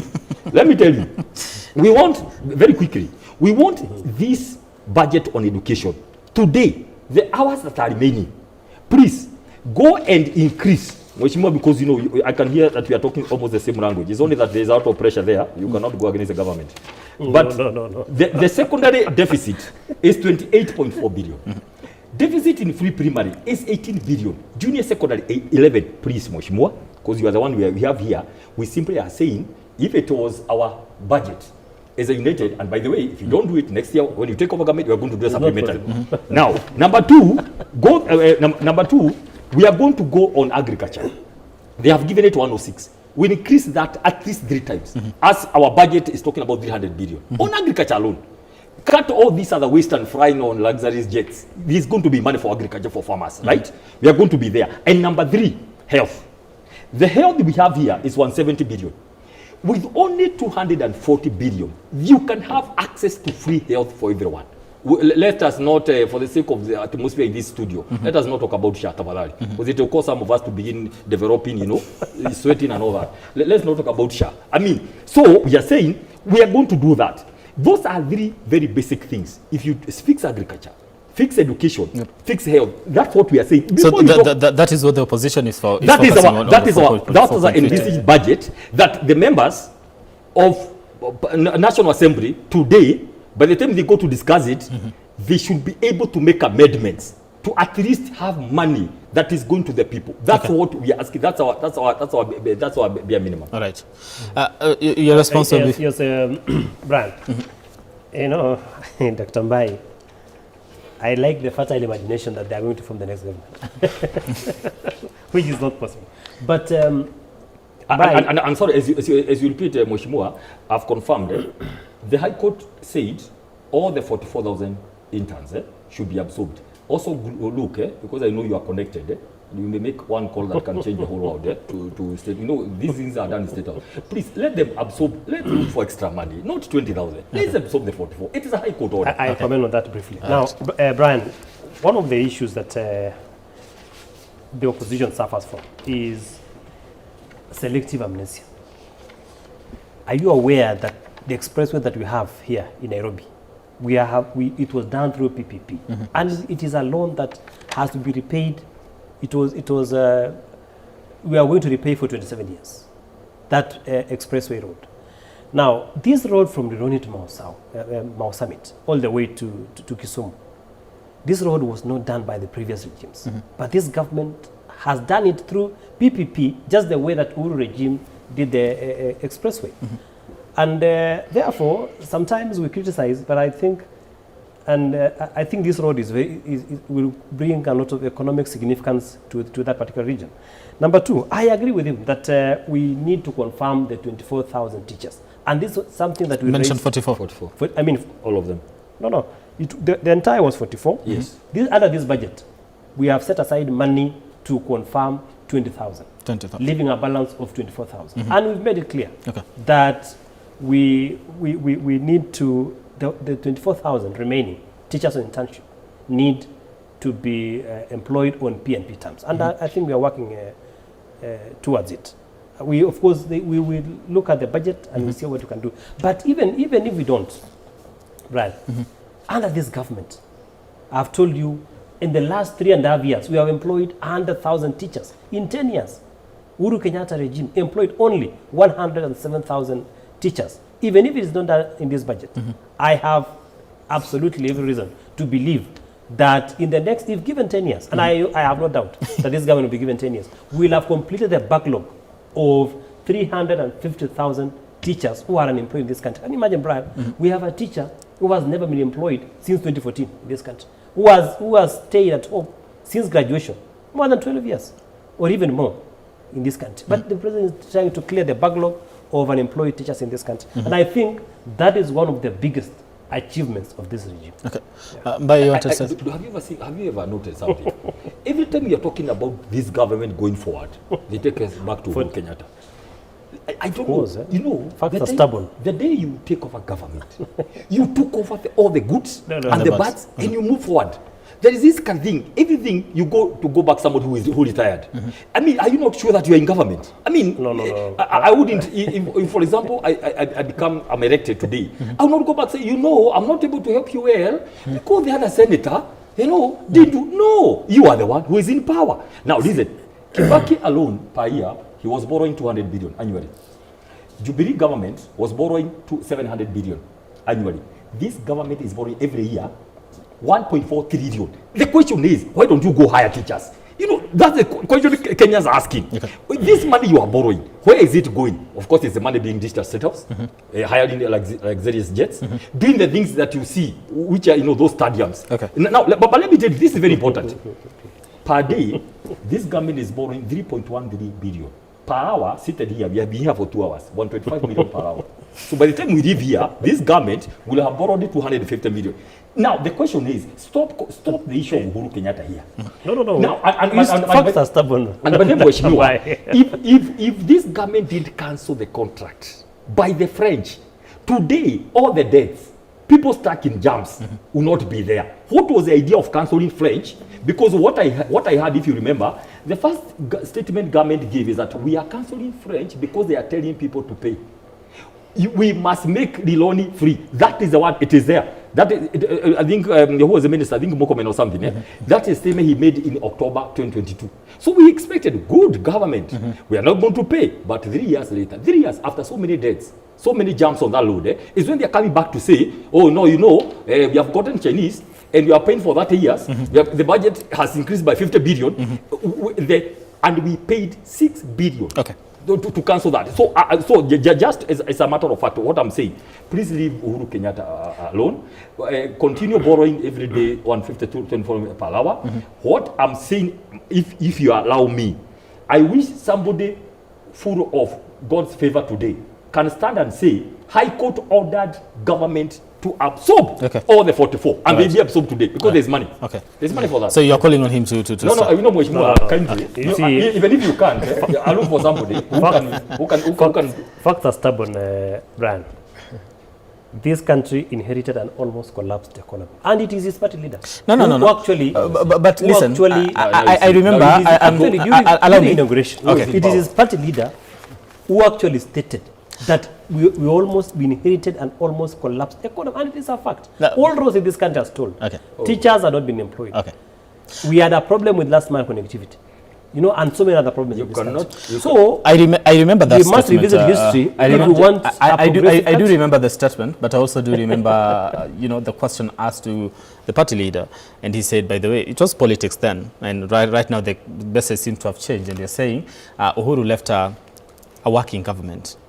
To some extent, that's what Rigathi Gachagua is saying. So whatever they decided to do before the what is a working government? Do you know the government where the coffers were running dry? Do you know what we ask? Let's be pragmatic. Yeah? We are here to help this nation. Mheshimiwa, what we are saying, let me tell you, I come from a background of delivery. Is kindly tell us the 8.7 trillion you have gotten from Kenya C2022 plus the 4.2 trillion. Please just come. You know, we are going to do Route 4 in August, right? Yeah. Kindly just come, because tell Kenyans, this is how I spent your money on development. Finished projects, tick. That's all what you're saying. You know, that's what Kenyans are saying. But we are saying, don't come and tell us you are passing a budget, Mheshimiwa, with a deficit of free aid. That is the lives of every Kenyan. All the parents who are down there, they take their kids to public schools. Okay. You know, that's what I think we are very clear on that. Okay, Joseph, the debt aspect of it, how bad is it for us? Yeah, so I mean, and it's an elephant in the room, really, because the trend that we are having, you see right now we have a deficit, a budget deficit of about 1.1 trillion, which is meant to be funded through borrowing. And this borrowing, we are seeing a situation where 995 billion is being borrowed locally. Now, I'd mentioned that that has different implications. And one major implication that it has, and which has the potential of stalling all other issues that we are seeing in this country, is the fact that it is going to suffocate private credit. What that means is that businesses are not going to be very attractive to banks, commercial banks, and small lenders are not going to be very attractive to commercial banks. And so what that means is that businesses are not going to grow at the pace they should grow, and the economy in general is going to be affected. So the question that I will ask maybe the government is then, if at all the deficit of 1.1 trillion, 1.4 trillion cannot be brought down, why are we focusing borrowing local? Besides the fact that, of course, borrowing locally is a bit expensive. That is one thing. The second thing is the fact that fiscal deficit every year keeps compounding. Right? So if you are going to have more than 1 trillion fiscal deficit every single year, in the next 5 years, that will be too much if you factor in interest repayments. And so what we intended to see, and what we intend to see even in future budgets, is efforts and measures to reduce fiscal deficits. I would propose some. One of them is, and we'll go back there, fiscal discipline. Because at the end of the day, the money we put here as 1.14 is not going to be the actual deficit we're going to have. When a supplementary budget comes, normally the avenue will be borrowing, and so it's going to be more. If there's fiscal discipline, then we don't need even a supplementary budget. If there's fiscal discipline, then some of these numbers we are seeing will come down and will give priority to sectors. I agree, education is one major sector. And the reason right now we are exporting human capital, and I know that the government is very proud of that, is because at some point from 2003 all the way to 2013, there was focus on education. It was obvious. You will see that there's focus on education. And what has that done to our economy today? We are increasing our service GDP percentage. So our people are exporting their talent, and the economy is doing better on that front because of education. So investing in education is something that has long-term ripple effect. And so to ensure that a sufficient amount of money is allocated to education, then fiscal deficit has to be dealt with. Something else that can be done is to increase taxpayer morale. Remember, a huge chunk of the revenue that we expect to fund this budget is coming from ordinary revenue. And a huge chunk of that is income tax, actually. So when taxpayers' morale is boosted, and you saw the finance bill, it had about 56 clauses. 31 of them has to do with giving the Revenue Authority powers to further frustrate taxpayers. One of those powers is the fact that if you have a tax dispute with the Revenue Authority, then you have to pay before you appeal. Now that is unheard of. I know this has come over and over and keeps being dropped, but taxpayer morale is an issue that needs to be dealt with. How do we increase the morale? Because, and I think that's a conversation that even the nation itself is grappling with and trying to understand. I would love to, but however, I'm not interested in doing that because I don't see where it is going to. I look at KRA in different light, and they're not as friendly as they're supposed to do to be. And yesterday we were having a conversation on the same, and talking about how they need to change the image and all that to try and appeal to the people and all that. So how do Kenyans be enticed to be able to be willing to actually get to pay taxes? No, I think one of them, and it's the easier one, is we have a budget. Can we see a situation where this budget is working? So for example, healthcare. If we have a situation where healthcare is nearly zero, I can tell you for a fact, there are countries that are taxing their citizens higher than us, over 40%, but they're willing to pay because healthcare is free, education is free, and most of these social and critical services are free. That in itself will encourage most citizens and taxpayers to pay more and want to contribute patriotically. The second one, which I think is also an elephant in the room, is accountability as far as expenditure by the government is concerned. So you budget for this, at the end of the year, we see where the expenditures go, reallocations of expenses from critical services to other aspects which do not directly enhance citizens' welfare.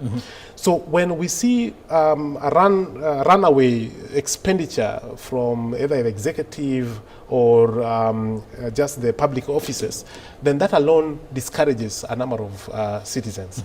So being accountable, being disciplined on how you spend can boost that morale. So I think the government has all it takes to do that. The third one is boosting the business environment. At the end of the day, employees must be employed by business. I know the government employs quite a chunk, but the rest, and a good majority, is small and medium-sized businesses and all businesses in general. If you boost the business environment, investors will come. We've seen instances where, investors prefer our neighboring countries. When investors come, that is money flowing into the country, jobs being created, and economy being ignited to grow by itself. So these three things, if the government can focus on them, then I think we'll not have a problem going into the future. Good. I'd like us to go back a little bit, because some of the proposals you're putting to the table are some of the proposals that have been done. Every time we have these conversations, we always talk about these things. Why the implementation aspect of it, or taking these things into consideration, is where we seem to not be interested. So what is lacking there? Is it political goodwill? Is it the intentionality for the people that are responsible? Or what exactly is not pushing for us to actually, be very intentional when it comes to working for the people of this particular country and do some of the recommendations that experts actually put to the table? No, I think it's a mix of things, to be honest. There's the political side, which I think my colleagues here will comment on. But on the other hand, there is the capacity to deliver. You've seen proposals to ensure that the Revenue Authority, for example, collects more. But what we see is a situation where those who pay taxes are the ones who are being targeted with audits, compliance checks, and every time you think you're done with the Revenue Authority, they come again. A few individuals, a few businesses are carrying the burden of many. So there's the need to enhance the capacity to expand the tax base. Now that capacity is lacking. And the attempts are there to ensure that then it is expanded, but it's not done in the right way. Okay. That is one. The second one is the issue, and I'll go back to it, of debt. The moment you have debt, however well-meaning you are as a government, you are squeezed because you have to refinance this debt and you have to service it. And it continues to grow. That means it grows faster than our revenues are growing. Okay. That's a challenge because, yes, you have those good ideas, the proposals, but your debt is growing faster than the revenue. So what do? You look at it and say, this we cannot do without, so let's sort it first, and then for the citizens, we'll come and negotiate. Okay. So there is that aspect that also is making it difficult. For political issues, I think Right. And I want, as you comment on that also, just look at, it was the people versus, the opposition versus the government, and this is what your team, Honorable Bai, actually did release yesterday. We're talking about 4.32 trillion, and what we're focusing on, all cuts are concentrated in executive administrative waste, non-essential security overhead, vanity infrastructure and cancelled contracts. Compared to what the budget is actually proposing is 4.82 trillion, and they say this is an increase of 124.9 billion from the 2025-2026 supplementary estimates. One, with recurrent expenditure rising due to higher interest payments on existing public debt. Projected ordinary revenue, the opposition says this will include, it's 3.72 trillion. This will include a sale of stalled affordable housing projects at market value, simplified rental income taxation targeting large-scale property investor evading taxes through complexity. The government is at 2.99 trillion, that is projected ordinary revenue, and this will largely be driven by improved performance in income tax, VAT, import duty and excess duty collections. However, other tax revenue is expected to decline due to the sale of public entities. On fiscal deficit, the United Opposition is looking at 593.5 billion. Domestic borrowing capped at 500 billion Kenya shillings. Now getting rid of ghost workers, duplicate payments and prioritization of non-essential capital projects. Looking at the government, we are looking at a fiscal deficit of 1.11 trillion. Now this will primarily be financed through domestic borrowing, approximately 90% of total financing, indicating a significant reliance on local sources.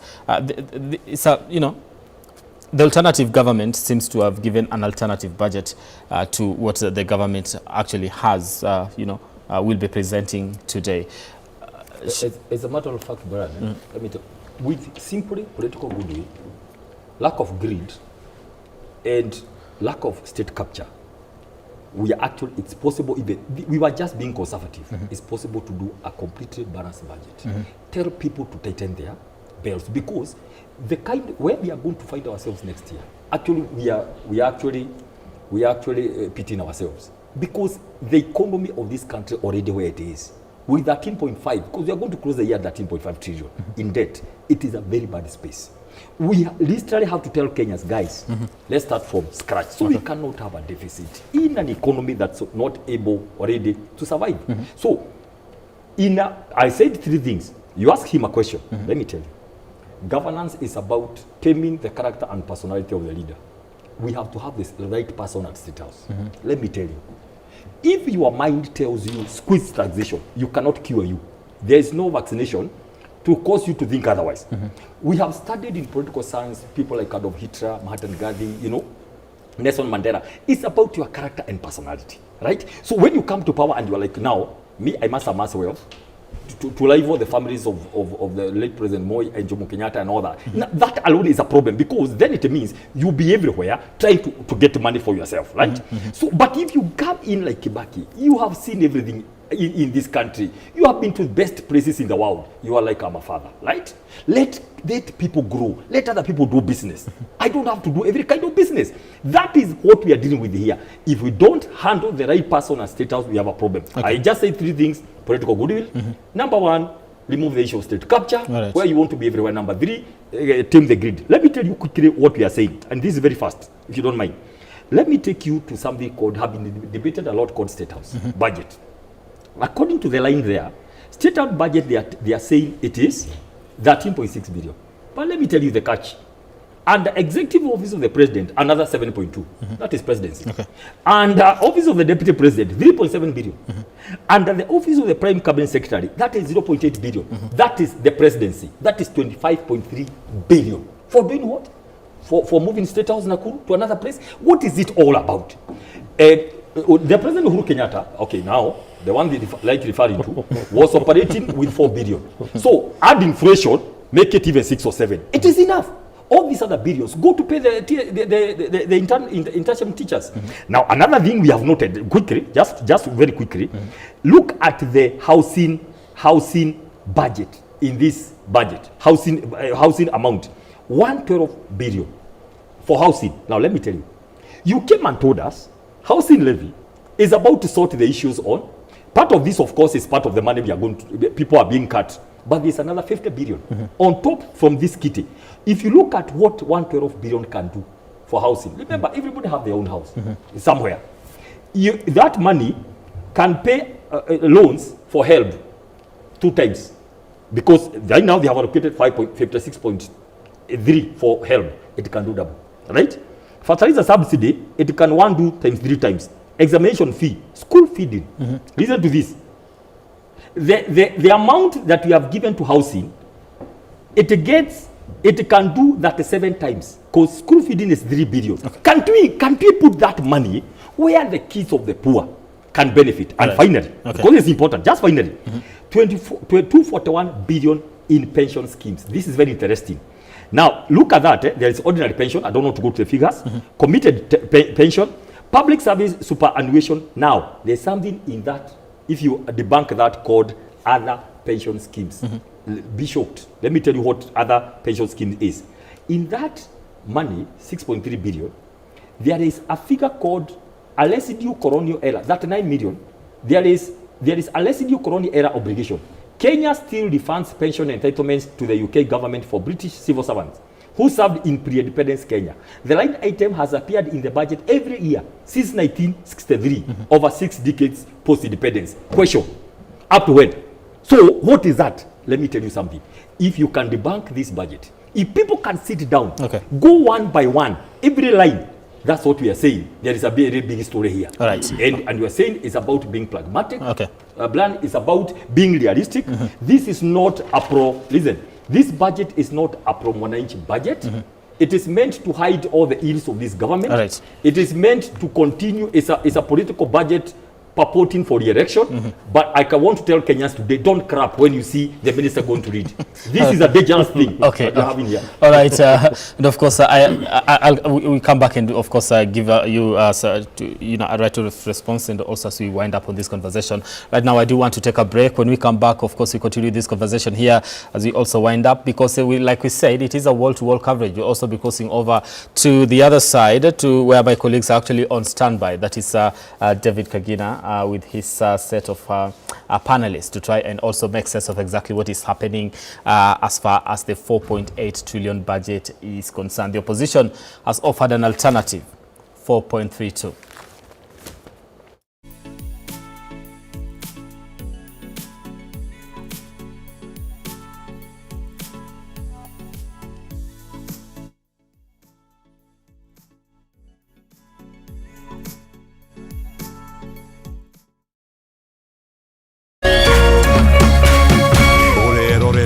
Kameme TV.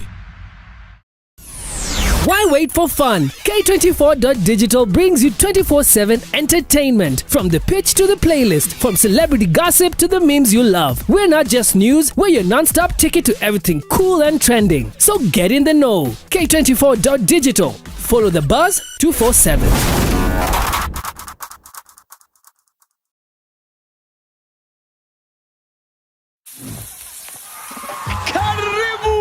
Leo pork ni poa kuliko mpoa wako na haiko ghost. Hii iko na protein safi. Unaanza na 4 pack, unaamka na 8. Hii imeenda. Pork iko na selenium, inalinda immunity kama bouncer. Na iko na vitamin B1, unaingia shift leo, unatoka kesho na nguvu. Ingia utoke na testimony. Ewa yote, wet fry, dry fry, stew, choma. Fuel ni pork, focus ni pork, boost ni pork, pork power. Pork safi, life safi. Wananiita Professor Power. Ukisikiza wengine utachanganyikiwa. Jipatie power na Farmers Choice Pork inayopatikana kwa stockist, butchery au supermarket kote nchini. Farmers Choice Pork ni pork safi, life safi.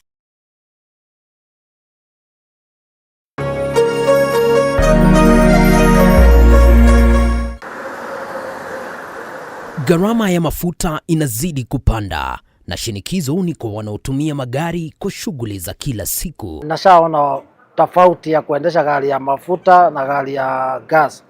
Lakini sasa kuna uvumbuzi unaoshika kasi kwa hisani ya autogas. Kutoka niwekewe gas niko na miezi 6 sasa. Na kutoka nianze kuendesha gari ya gas naona iko na faida kubwa sana, manake gas ni nusu ya mafuta. Magari mengi yakiacha petroli na dizeli na kuhamia kutumia gesi. Pahali nilikuwa natumia petrol station nikiweka mafuta ya 4000, sasa hivi ninaweka 2000 na chapa the whole day. Lakini je, teknolojia hii ni salama kiasi gani? The safety of this system is too high compared even for that of petrol. Na inaweza kuwa mustakabali kwa usafiri nchini Kenya. Tunafaa kufanya kitu inaitwa education, just basic education about autogas, na to make sure kila mtu ameunderstand. Usikose makala maalum kuangazia swala hili Ijumaa hii saa 3 usiku kwenye runinga ya Kameme TV.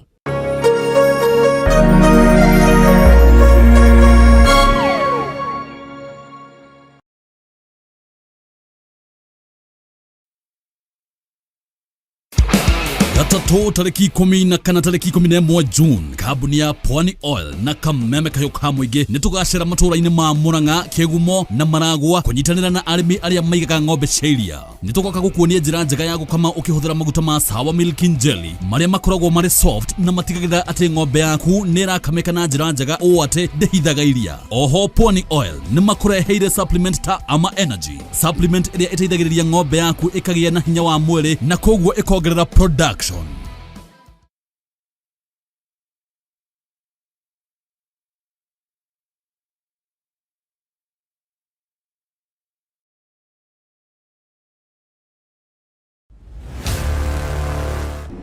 Kama invite yangu haikufika on time, but I'm glad to be here anyway. She was my rival, my competitor. We need to shut this business down. Hii biashara ndo kila kitu kwenye hii familia, nikufe ama nisikufe. Kama mbaya, mbaya. We ni mnoma sana. One truth can break everything. Sit tight.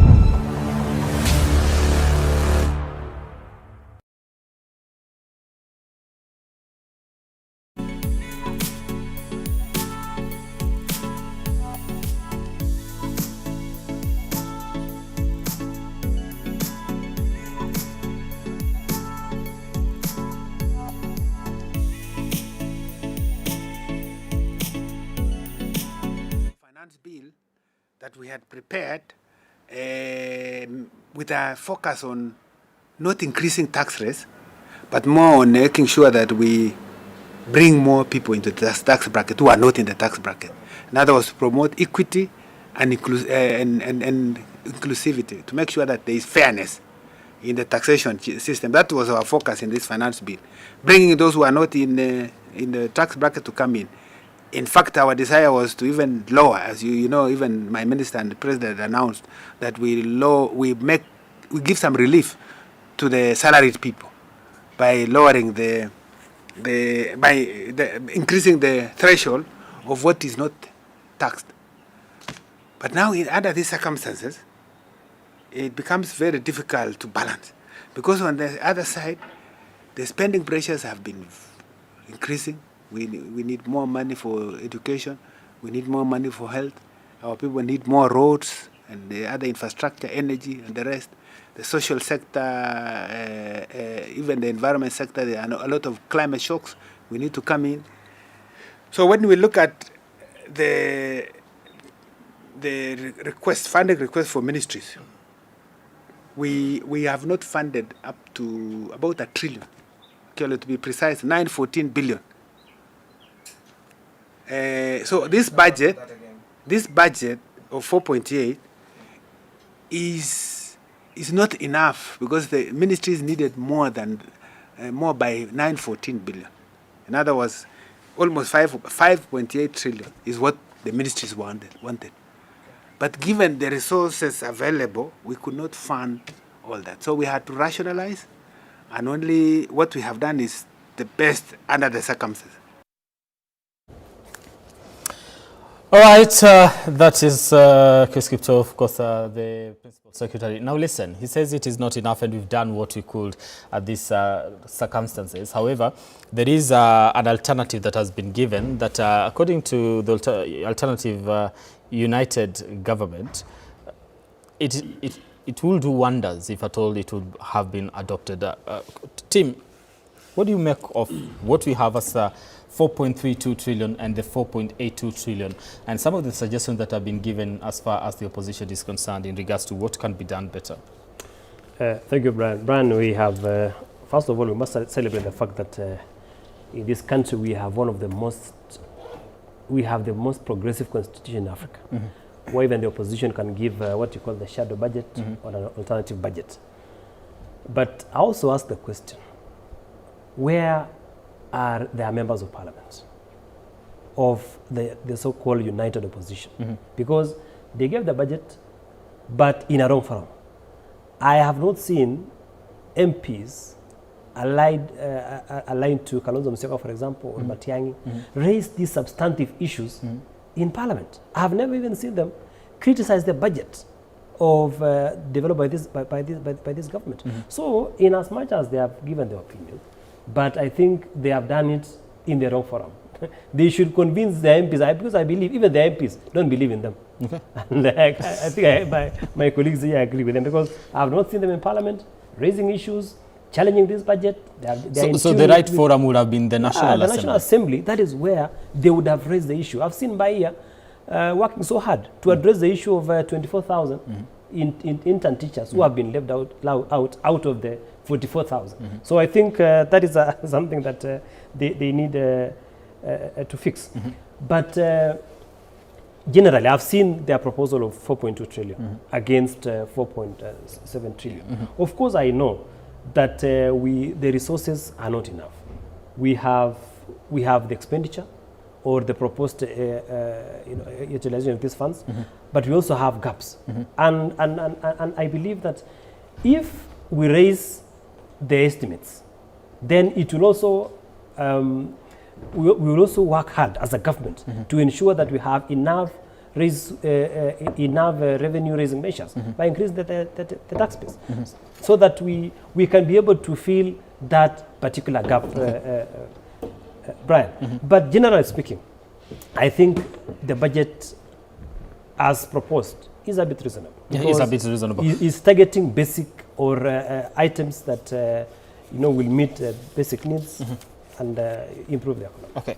Some of the things that have been highlighted, there's a whole debate in regards to the proposals in the budget, and of course at this particular time trying to balance between emotions as we head to the anniversary of the 2024 June 25th June, and exactly what happened in 2024, even as we look forward to the finance bill, and also as we head to an election in 2027. People are calling this the election budget to some extent. We are trying to use it for political campaign. And Buddy, when he was speaking here, a big sorry about that, he said people should not clap when the CS actually goes into the National Assembly to present this particular budget, trying to look at it and say, okay, maybe it is working for the people. Of course, what do you expect, Brian? The naysayers will say it's a political budget, but also, budget making process is also a political process. And but how is it a political document when we are converting 20,000 teachers on internship to permanent pensionable? How is it political when we have set aside 16 billion for subsidized fertilizer? How is it political when we've set aside 435 million owners to compensate people whose lands were, they are built public institutions for compulsory acquisition?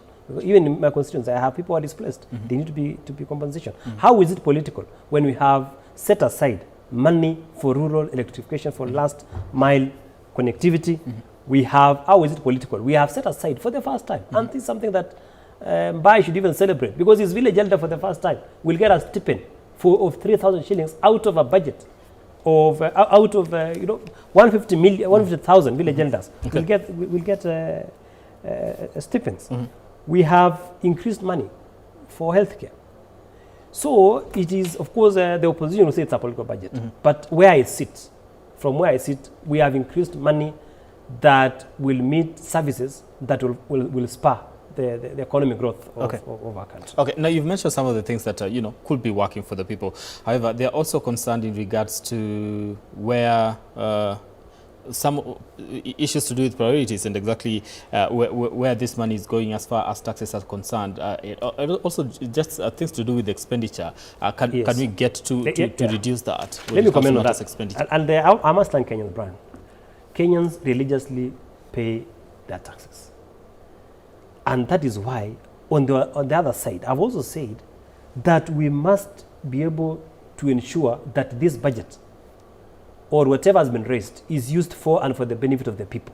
And also the other issue that we need to address, that is in Parliament, that in as much as we have allocated money to projects, for example, citing last mile connectivity, there must be equitable sharing of resources, not equal. Because, for example, we have allocated 50 million per constituency for last mile connectivity, 56 million. But there are constituencies, rural constituencies, that electricity is actually maybe 20% or even less than that. There are constituencies that have connectivity of 100%. So what happens is, if that constituency now divert funds to other,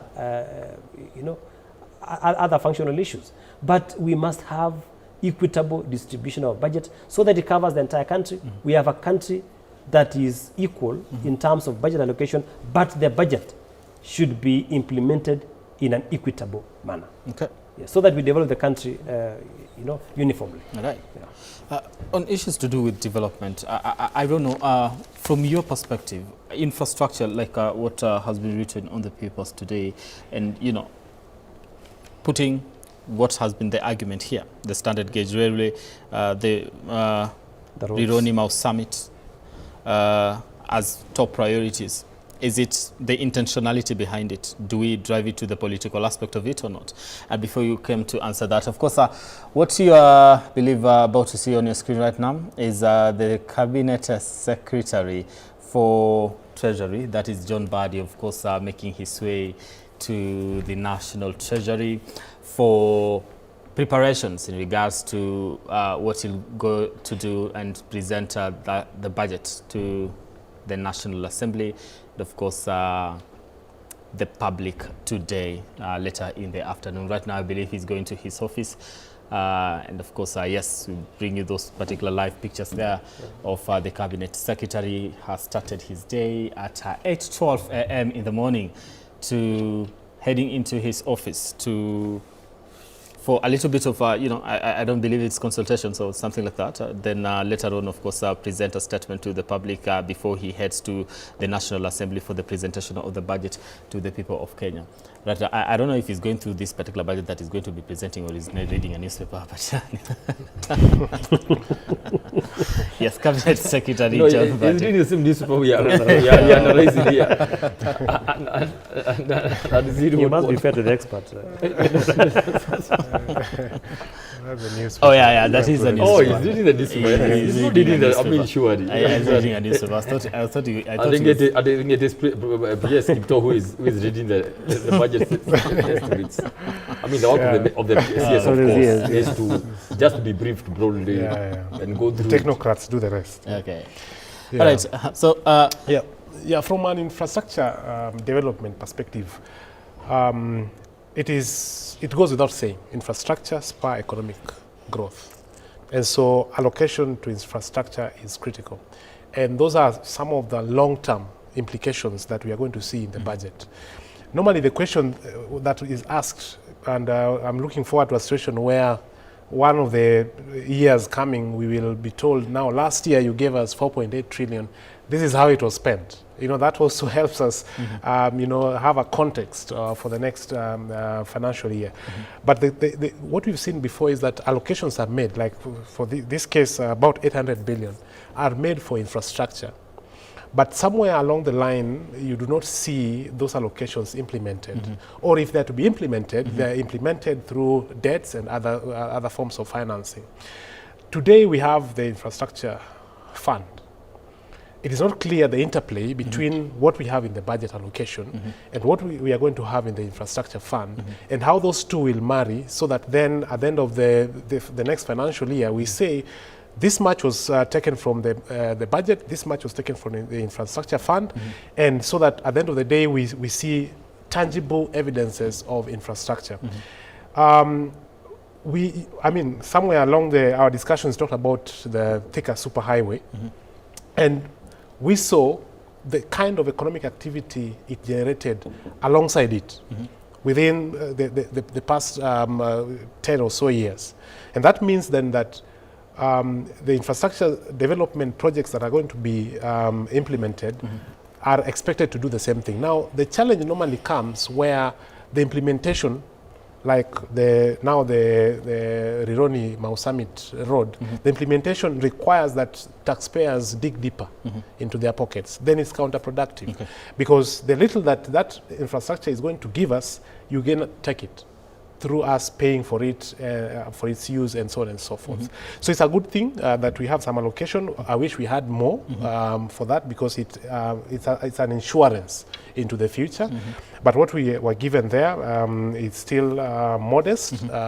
We only hope that it will be implemented to the last coin. I like something that you mentioned in terms of taking stock of what exactly happened last year and you know, trying to compare on what we now need to do this year, because it will be very important, even in informing the public, by the way, your money is actually working for you.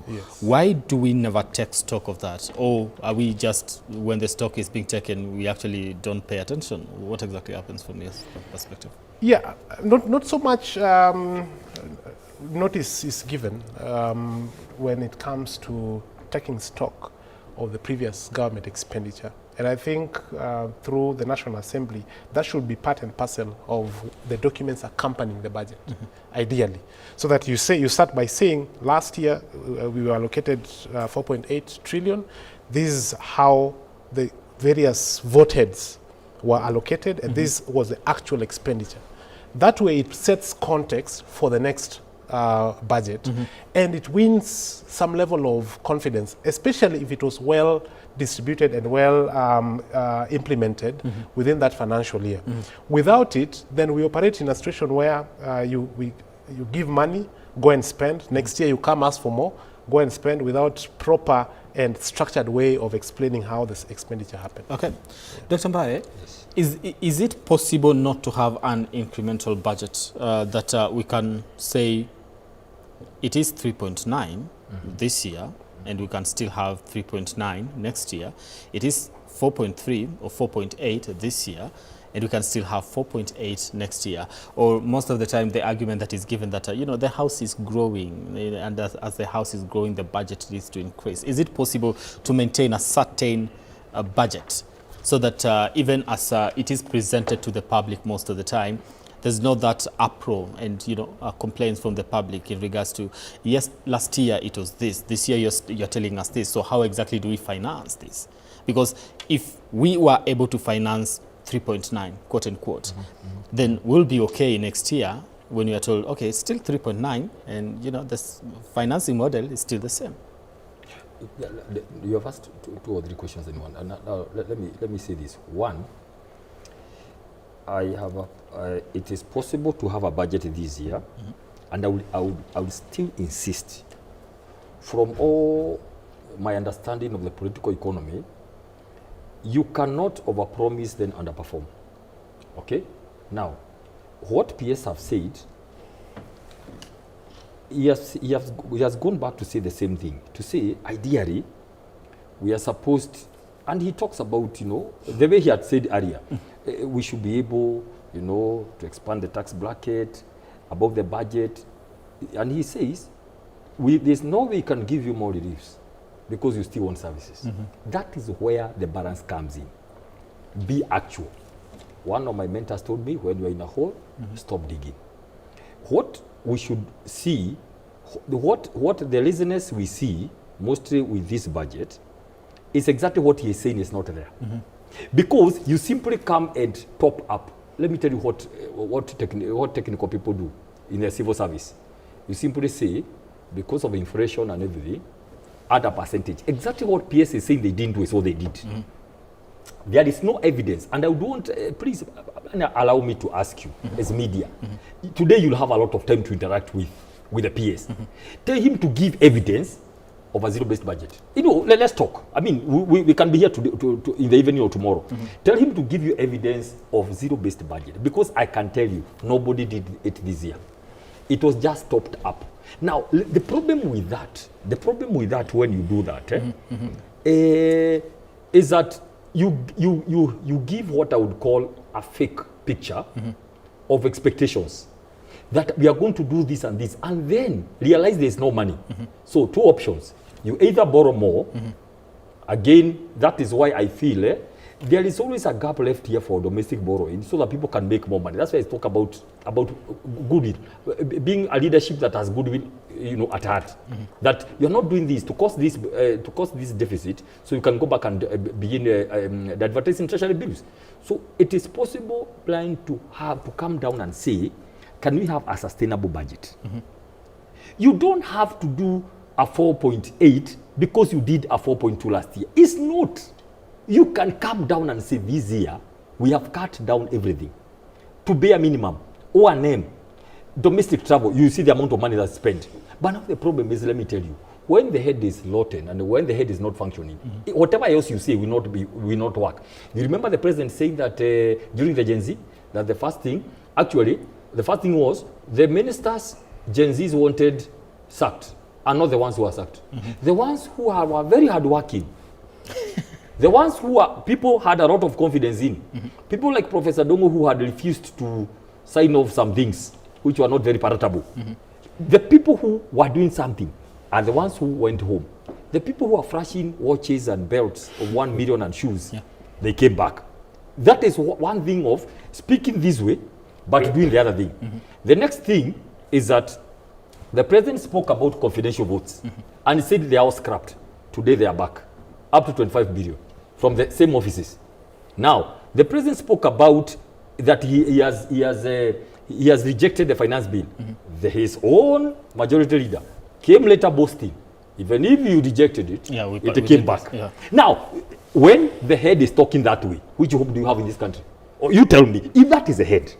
No, let's be, we are just being fair, by the way, and nothing personal, just business.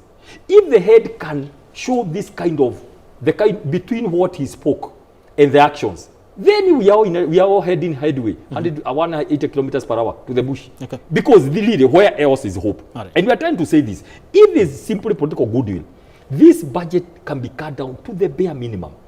And we are going to see that, and that's what I'm saying. We are being very conservative with the statement made yesterday. I can tell you, the kind of people, the kind of economists from all sectors that I convene, it is possible to have a completely balanced and say, for the next 4 years, we are not going, we must only borrow where we know we are taking this 27 billion to go and do the highway, for example, and we know the economy will support itself because of the amount of. So you're saying we can have that? It is possible to have, and if God helps us, I mean, we are going to be part of the highest people of resource persons in this government, right? And we are going to demand, first things first, let everybody come, as in the pieces we are going to have, because of the goodwill. What happened? Why did you know why passengers were arresting police officers who were asking for bribes after Kibaki came to power? Because of that there was goodwill to do that. Why do you think revenue jumped from 200 billion Moi era to 800? Because there's something called goodwill. People could see, wow, we have a changed president. We have somebody who is allowing things to happen. Why? I can tell you this year, there will be a deficit of revenue of 1 trillion because, first of all, people are tired, they are angry. Okay. They can see their money, the little money they give, being splashed all over the place. That is why there is already no goodwill, even for people to pay. Because you are like I'll give an example with one of my sub-countries in Gilgil. You know it, of course, you pass there every day. All the border people, they did a meeting. 3,000 of them, and they agreed they will not pay any more single penny to the county government of Nakuru before or until they do the roads. Because they are saying, we pay you this amount of money, we are literally, the kind of services we do and the repairs of our motorbikes is too much. So the day you feel free to come and do the roads, and by the way, they made it and they are not paying. That is the kind of future we are heading to. Because if the little I'm paying you, I cannot see it. Why do you want me to tell me, even the ones who are not paying? Do you one day I went and told the revenue people in Nakuru, listen, give me the work, let's agree, instead of this amount, 400, 500, can we agree that every border pay 300, but all of them pay? You'll be the beneficiary because everybody will pay, the 60,000 of them, okay? Even if it's 200, but they pay at once. Forget about telling them to pay 400, that they will never pay. Only maybe a third or 0.001 will pay. So it's about people who are in very serious government offices, or maybe, I don't know, Mheshimiwa, you can help me. Do you know you can go to look for a seat, but you don't know how to do with it? Look at MCAs, MPs, governors, or the president. Maybe you go, and then you are surprised, we are the president. And then you have no idea exactly how to run government. So you are maybe so you go testing, can this one work? No, then you discover, wow, am I the president? How do presidents do in Africa? They are mass well. You know, so are we treating a bigger, me I'm looking at, because like I said, the benefit I have is political economists look at both sides. The moment you leave people behind, politics and government work this way for 30 seconds. It is politics that make governments, because governments are elected. Now, this is what the connection talk about. The moment you must make sure you work with the people who give you power, because the moment you are not responsive, then it's like that head of the truck. The head goes away, the whole body is behind. You go alone. By the time you know the disparity or the disconnection is too big. That's what has happened to this government. Every vote, I can tell you, President Ruto never stole any vote. I can tell you he was voted in because I was part of his team in Nakuru. Okay. And that voting today, one by one, over taxation, you know, lavish spending, wasteful spending, all the kind of deals everywhere else, even building hotels in Gong Forest, building a hotel in Masai Mara. People are like, excuse me, do we have the right person that we voted for? And so people are regretting. People are angry. When he gets some of us to go help, because me, I'm a consultant, to go help the government, they begin frustrating and humiliating me. Then I'm like, excuse me, I came to this government to help the people at the bottom. If then you don't want, I'll leave you your government, then we come this and begin telling people we made a mistake. That's what we are doing. Team, we came to help the people at the bottom. When we look at the budget and what Mba is actually pointing out and what some other people could actually be pointing out, it's quite ambitious, but does it really focus on the people at the bottom? And also, as you answer that, has it become too expensive to run the government at this particular moment? Very well. First of all, I want to tell Mr. Mba, nobody's regretting. He is regretting because he was... he's the only one regretting because many people are regretting. He wants to form the next government, which is impossible. But he has mentioned something. You've dismissed his the opposition quite much. It's a wishful thinking, but it's okay. He has touched something very important that I want to talk about. In this year's budget, we have allocated county governments 428 billion Kenya shillings. And we have talked so much about national government. We also want to discuss spending in the county governments, because that is in terms of economic development. If you want to spur economic development in this country, it starts at the grassroots level, and that's at the county government level. And the money allocated has been increasing depending on the budget every year. Is it reflective too? But does it reflect the actual reality on the ground? From our opinion, or in my opinion, Brian, we must also relook. Did we rush to devolution? Is it an employment bureau? Is it working for us? So that as a country, we must be able to reflect. During Kibaki's time, we had not passed the 2010 constitution that brought us devolution. Some say Kibaki was performing well. Of course, it's subjective depending on which political side you sit in. But at that time, Kibaki also had exposure to that kind of to the money that we are now channeling towards devolution. And despite the fact that we have two-tier oversight mechanism, that is an county assembly and the Senate, I don't think enough has been done to ensure proper utilization of money that is channeled towards devolution in this country. And therefore, we must encourage robust oversight at, first of all, at the county assembly. Okay. And we must have competent. Actually, the problem we had in this country was removing qualification for individuals or for those who desire to be county assembly members of. And I was to ask you that where exactly did you drop the ball when it comes to matters of accountability? We amended the Elections Act, which had provided that you must have a minimum of a bachelor's to be an MCA in this country, or to be a member of parliament, to be, when I mean Senate or National Assembly. So that you find, for example, in a county government, you have a PhD holder as the governor.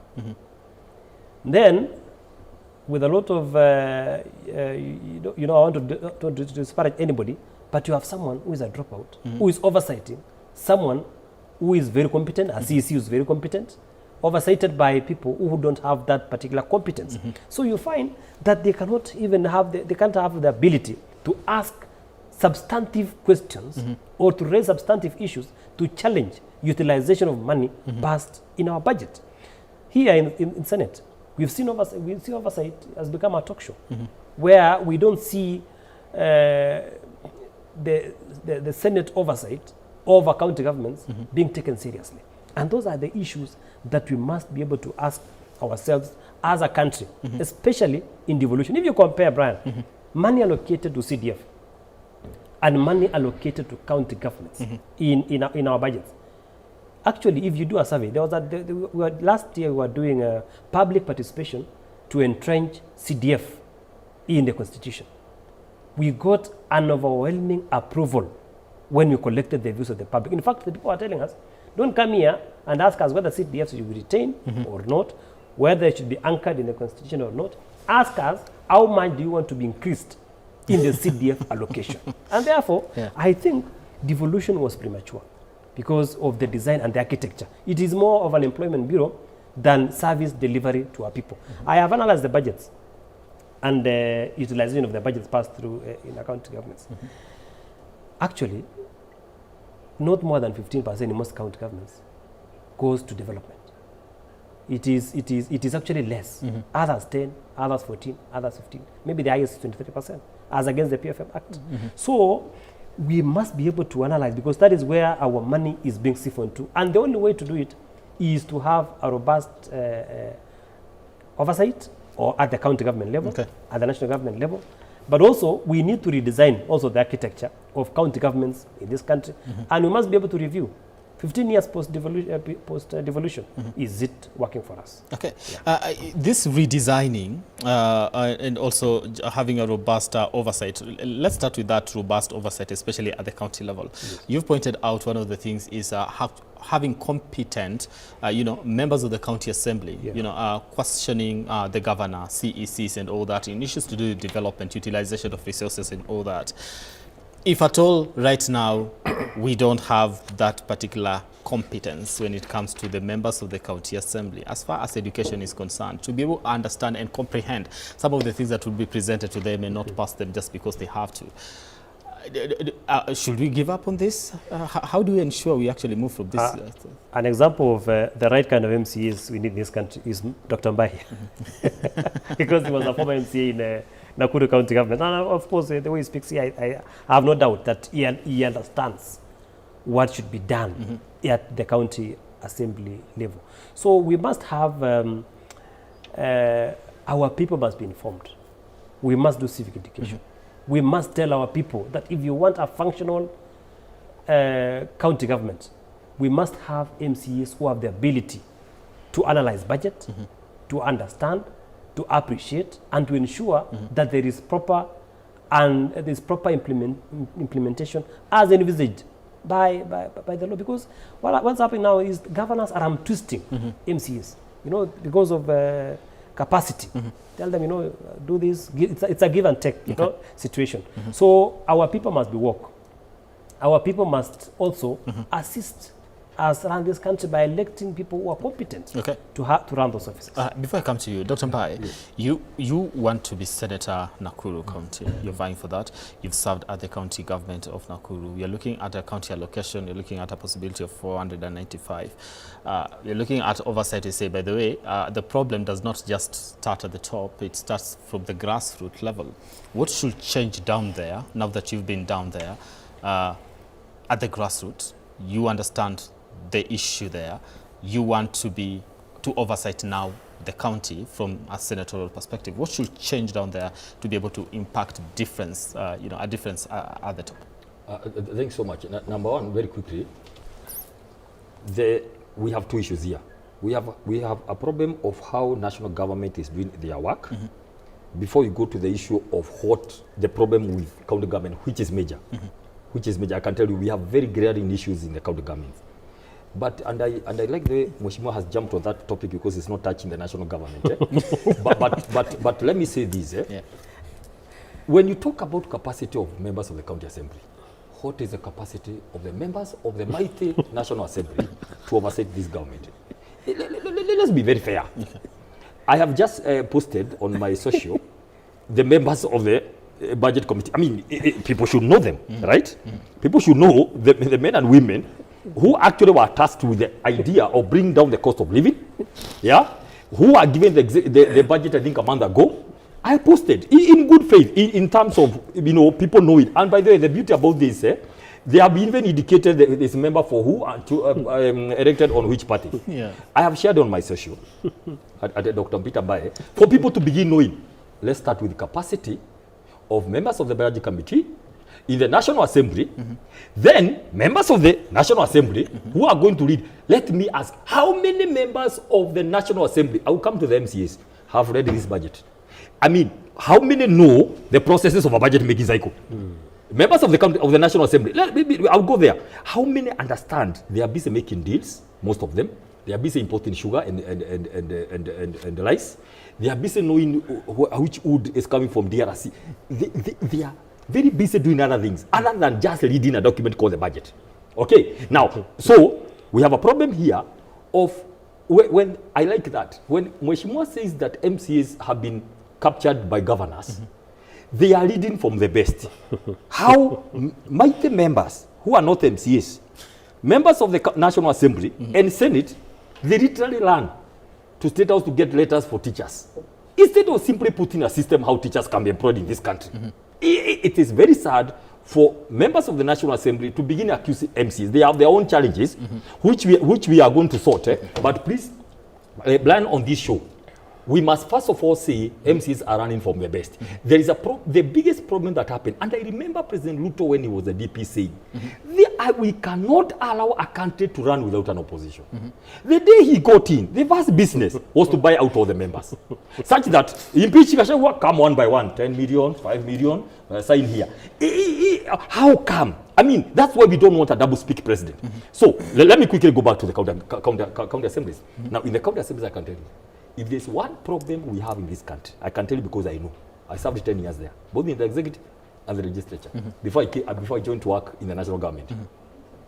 4 things very quickly. One, the issue of an ever-increasing wage bill. I can tell you in 10 years, if you don't rethink county governments, they will come to a halt.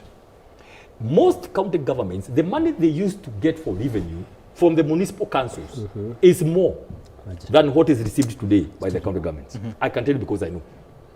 There was a lot of fiscal discipline then than today 15 years later. So one is the issue of increase of a wage bill. I know counties that every year they have been hiring over 1,500 well-connected people. Now that's one problem. Number two, the issue of procurement. Okay, how it is done and who. All the people who work in county governments, all the senior people, they have proxies. Those are people who get jobs, and when the payments come, cherry picking, you pick the companies that have people who are interested. The major people working with the county governments, they have been auctioned. They are poor because them they are going to queue for a job, hoping and knowing, one, they don't get the jobs, and the ones who get, they don't get paid. Those are two issues. Number three, revenue. I want you to tell me how many county governments have a working automated revenue system. What happened? These revenue systems, they are configured in a way they must break down some time for people to go back to manual. There is a lot of loss of revenue. Money is not getting, for parking is not getting to the accounts of county governments. Those are the issues that are there. And finally, the capacity of members of the county assembly to oversight the governors. I can tell you this. Let me not talk about education because I remember I was a member of the county assembly when that bill came. You cannot legislate wisdom. You cannot. I remember in the last county government, by the grace of God, I think I was only elected a member of the county assembly with a PhD. But I said no. There are some people who never got access to study, but they are wise. God has given some wisdom to be able to know what is good and bad. So, Dr. Mbai, you are part of the reason as you contributed to you cannot legislate education because there's a difference between you can have somebody who is very well educated but they don't have a calling for leadership and they cannot be able to move out. Can we talk about capacity? What is capacity? If out of 30,000 voters they have picked you to be a leader, what we need is capacity. Let people be told you don't have to bow down to the governor. And by the way, oversight is not fighting. It is simply engagement. I mean, I did that very well. No fight, engage. But the problem is, if members of the county assembly can be bought for 5,000, 10,000 by the governor to do the wrong thing, and also, of course, because of national, MPs now get 1 million, 100,000, 2 million to do the same thing. You cannot accuse the other person. We have a problem with capacity. Get somebody who understands what they are going there to do. And when we come in as a senator, that's what you asked. I'll give capacity to my members of the county assembly. Simply tell them, just go ask the relevant questions. Don't allow the governor to go on their way. And also, because I'm an authority in national government also, I'll tell the members of the National Assembly, please, there are people watching you. And do you know what, Mheshimiwa? You'll be surprised. You'll be able to say that we are fearing the president to go against him. But the people can see on the ground that you are not fighting for their rights. Most of your colleagues will be kicked out next year. I can tell you that. And by the way, if you push your party to the members, they will go get an independent candidate because people are angry. They can see their members of parliament. They cannot simply move money from here to here to help them. It cannot work. You are going to see the biggest revolution next year. But I'm seated with you. Go mark all the members who are elected from MCS to the president. You will see the kind of turnover you're going to see next year. Because people can see the elected representatives have been captured, both at the county government and the national government. If you ask me, I was there. I was able to oversight the governor very well. I'm here. I was able to ask the relevant questions to all the ministries. When I was the head of government delivery, asking them, excuse me guys, don't tell us about 20 things. Tell us 5 that you can do this year. Then we go give you the budget to do it. Then you see the results. I mean, I've been able to do my bit, and it's possible to do that. All right. Joseph, before just a minute. Mbaye, in 30 seconds, I had the principal, the Prime Cabinet Secretary in an MCA forum calling on the members of the County Assembly not to allow their oversight role to be overtaken by maybe the Senate and all that. Yes. Who exactly is supposed to do this particular oversight? That's a good question. Let me tell you how these things work. MCA is the first line of oversight. Let me put that, the first line of oversight, to distinguish between senator. Okay? You are supposed to do all those, ask for reports. We have committees in county assembly, just like the National Assembly. Exactly. Actually, some of the people working in county assemblies, in the clerks and all that, they have had internship in the National Assembly. They were just seconded there to help the county assembly. So the MCA is the first line of oversight. What does that mean? Those issues of the committee should work. Ask the relevant questions. When you see the governor out, going over, overreach of what they are supposed to do, check the budget. confirm that the budget is responsive to the issue of ECDs, you know, those food programs at the ECD level, you know, agriculture, you know, roads, water, you know, those kind of things. You should be able, and all what I'm saying, please don't blame the MCAs, they need capacity. And then somebody to tell them, hey guys, you are not alone. The person who should do that is the senator. The senator should be able to tell members of the county assembly, please, because if you notice the laws of the MCA and senator is the same. Legislation, oversight, and representation. Now, the MCA does all that between the governor and the village. Now, Senate comes the second level. If there are issues that you feel, the members of the county assembly feel, and that's why they must work together, that they are beyond. They have asked, they have invited the members of the executive, they are not coming. They are summoned them, they are not coming. You now bring your voice and say, excuse me, please, can we have, please respect MCAs. You simply engage and continue calling upon the governor to do. Now, when it's not possible, it gets to your level now, and it's like, we cannot allow the county to go down. Now the senator comes to bring the voice. You are not the issue. If you are called, there are some issues about the money and the roads. The roads are bad. The MCA should be able to talk about it there. Then senator is the second level. So when you are saying don't allow your law to be overtaken, we are saying senator comes here, the division of the revenue bill, gives the money to the county. And then says, excuse me, governor, your work is to implement, MCA, your work is to oversight. Do the work. It only comes to me when there is an issue that completely is to the disadvantage of the people. But also, remember, the senator also, and that's why, for example, in impeachment, that's how it should be. It is MCAs and the governor first to sort themselves. Now, it comes to me now as a second level to come and say, by the way, what did you say the governor did? You come and say, does it make sense? But remember, senator also oversights the national government. Is in charge of course, the National Assembly passes the budget. But when it comes to oversight, the Senate comes in. That's why Senate has committees in every to cover every part of the national government. Why? Because some of the things or all the things national government does, they do it in counties. That's where the senator comes in. Because you cannot tell me, I want to know how many kilometers of roads you did in Nakuru, Kera, Kura, and all that, and Kenha. I need to know how many mega dams you did in Nakuru. I want to know the issue of electrification, energy projects. I mean, that's where the difference is, and all that about the Senate and the members of the County Assembly. They do the same roles, but the question is, please, Senate is simply to be the second line of oversight. Let me just say something on that. It's very important. Now, that issue has been determined. There's a matter at the Court of Appeal between Senate and the County Council of County Governors. The court has settled that issue, that the primary oversight institution of the county governments is the county assembly. So, and the mistake that we make sometimes, we think that we imagine, or some people imagine, that an MCA is an equivalent of a councillor under the defunct local authorities. Actually, the standing orders of the Senate and the National Assembly were borrowed word for word, and replicated in the county governments. So there's a perception, there's a wrong perception in this country that an MCA does not perform major constitutional roles.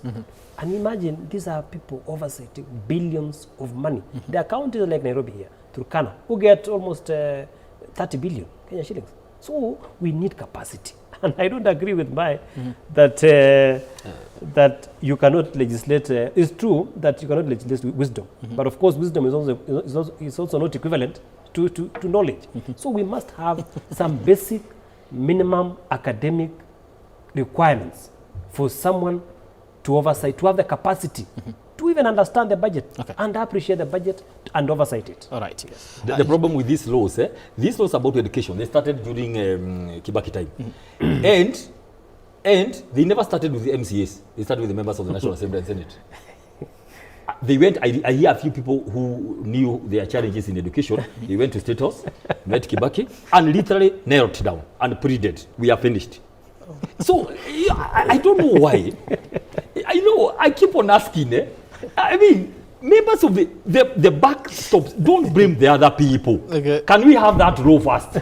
If you want that law, I mean, God willing, I'll be in the Senate next time. If you want me to go talk about anything about county assembly, first, Mheshimiwa, Go, let's, it is in the records of National Assembly, that rule, the Kibaki era.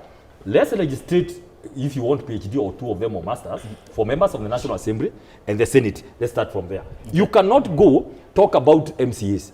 By the way, if there are people who are having problems, it's MCAs, because members of the National Assembly do not want empowered MCAs, because they know they are going to take their seats next time. Senators, a lot of them fear. They fear MCAs for some reason. I told them, wait a minute, me have nothing to fear. I am comfortable where I am, and I believe in myself. Okay. So I will empower you. I will empower the MCAs in this country. Right. I can tell you.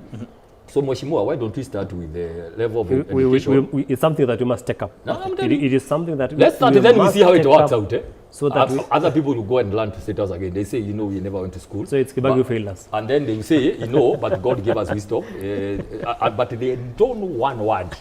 Today, if there's a checker, you know, the two, you know, they begin streaming in around 2. So they are seated. Yeah. I wish there's a checker there to confirm how many have not read this document. The machine will just cry read.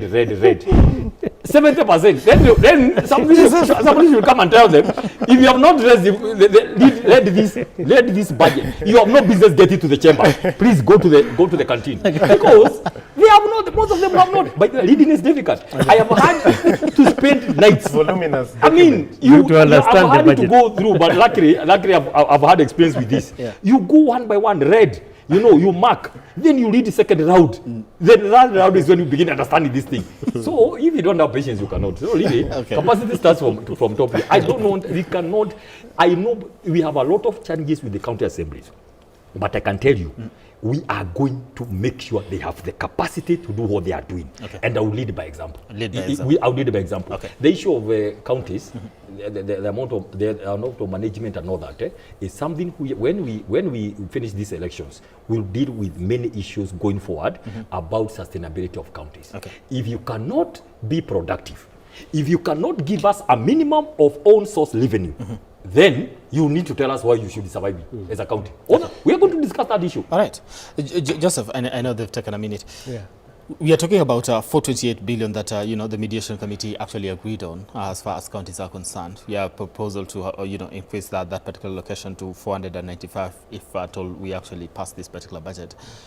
This is money that is supposed to be bring about development, especially at the county level. Yes. However, we focus so much on the national government that we forget, by the way, if even at the county level people started feeling development is working, we might actually somehow forget whether the president is flying left, right, and center or not. No, I agree. I mean, when the idea of devolution was conceived, it was a good idea. And what we are grappling with now is the sustainability of funding the county from the national government. And of course, every year, budget cycle, we see the national government and the county governments having some pushback against each other as to how much to be allocated. The question is, what then can be done? Because the national government, their budget is very restricted. The county government is expecting out of that restricted budget to get some share and an increase every year. Then we need to talk about sustainability. And one of the things that the county governments may be failing to do is what is called revenue diversification. So each county government inherited some sort of on-source revenue when the county government regime was starting. But we haven't seen so much in terms of diversification, increasing revenue sources and revenue streams for the counties. Some counties are very well endowed. You know, they have natural resources or they have tourist attractions, sites and things like that, but they don't go beyond what is obvious, that which was handed over. Okay. So there's over-reliance on land rates and property rates. There's a over-reliance on natural resources, but there's a section of, potential source of revenue that most counties are overlooked. Okay. And this is county investments and partnerships. Let me tell you, the county government, whichever budget they have every year, if they can allocate some portion meant for county investment, because the county can invest the same way, the national government does invest, and invite PPP projects and implement them in their county and see how then they can develop the county. If they can take time to pursue investments, county investments and partnerships. And partnerships here does not only mean you partner with organizations within the country. As a governor, you have the leeway to seek partners globally. Okay. And you say, look, our region is known for maybe cotton. But for the past 10, 20 years, we have not had these industries here. And as a result, the farmers stopped growing cotton and things like that. Can you come and invest here, have industries, manufacturing plants on that particular natural resource, cotton or whichever? If it is pyrethrum, if it's sugarcane, you invite investors. Through those partnerships, you are able to get more economic activity going on in your county, and that way you enhance your revenue long term. You employ more people. Your members of, the constituency of that county then gets more as far as the economic activity is concerned. So I think it's an area that needs to be looked into. And any county that will pursue it well and right will have long-term benefits going into the future. All right. The second issue, which is becoming also problematic, is over-reliance on the government allocation. Everyone is just waiting. What am I going to get? And you see, if there's that over-reliance, then a huge chunk of that allocation mostly goes to wage bill, mostly to settle wages. And even that is not enough. And that's why we see strikes and things like that. And critical services like healthcare then suffers. So there's that bit of over-reliance on allocation, which also needs to change, and many more other issues. All right. Interesting. Sorry, if I may, there's something very important here. Let me tell you the future. When we thought about the KIPES, as an example, is to make counties a production center, not a consumption center, where every county would take what they are good at. Cotton in Nyanza, palm in coast, macadamia, avocado, potatoes, dengu in Makueni, and they do value addition per county. 20,000 people were supposed to be employed by now in every KIPE. Look in the entire value chain. Then they do aggregation in one place. Then now there's common marketing, there's common value addition, cold storage. Then people begin producing. Right now, after 2 months, no money from Nairobi, they begin saying we are going to close the counties. Next time I hear them say they are going to close the counties, we ask them what they have been doing the whole year. All right. It doesn't make sense. I want to take your final remarks, and let me start with you, Joseph. Joseph, what in the next 12 months, in 30 seconds, what will be the economic risk that you're actually looking at with this budget? For me, I see suppressed economic growth because the business environment is becoming more and more difficult. Investors are running away, and the few who would have come are getting alternatives. My expectation is that we are going to see a situation whereby the ordinary revenue is going to struggle as far as targets are concerned, and the few compliant taxpayers are going to be on the spotlight, which is not good for the economy. Okay. Team, tangible maybe evidence so that could actually be touch the lives of the Kenyan people. What should they expect as far as this budget is concerned in the next 12 months when we sit down again to look at it and assess this particular budget? For me, Brian, is that this is a budget that addresses pressing challenges in our country. This is a budget that is Mwananchi driven. I'm excited by the fact that we are going to confirm the teachers, 20,000 teachers on internship, and in our subsequent budgets, we shall also confirm the extra, the remaining 24,000. On the issue of agriculture, I am excited that the increment in the money allocated towards fertilizer subsidy, because we are investing in production subsidy rather than consumption subsidy. When I campaigned, I promised village elders in this country that when I go to Parliament, I'll be able to, address their interest, especially on stipend. Their, whatever name you call it. I'm excited that this time around we have allocated 3.9 billion budget for the 150,000 village elders in this country. So for me, that is a plus. That's a plus. I believe this is a progressive budget. I know there are challenges. And also, I want to assure you that this time around as Parliament, we shall ensure there is robust oversight to avoid wastage of public resources. Okay, we're looking forward to that. By 30 seconds, tangible difference that we can actually expect to the common Mwananchi as you also speak to the people now? Very quickly, this document has attempted to be pro-people, but there are very, very many gaps. Or what we are saying, if people were serious, proper political goodwill, a lot more would have been achieved on basic issues in this. But the worst mistake is to have, when we have 3 trillion debt, is to go increase another 1 trillion. Only 700 is going for development. 400 billion of the money to be borrowed will be spent on the current expenditure. That is why we disagree with this statement completely. And we're asking our members today, members of the National Assembly, please be present today and cause a division. We want to know who will vote for this budget one by one. There's no acclamation.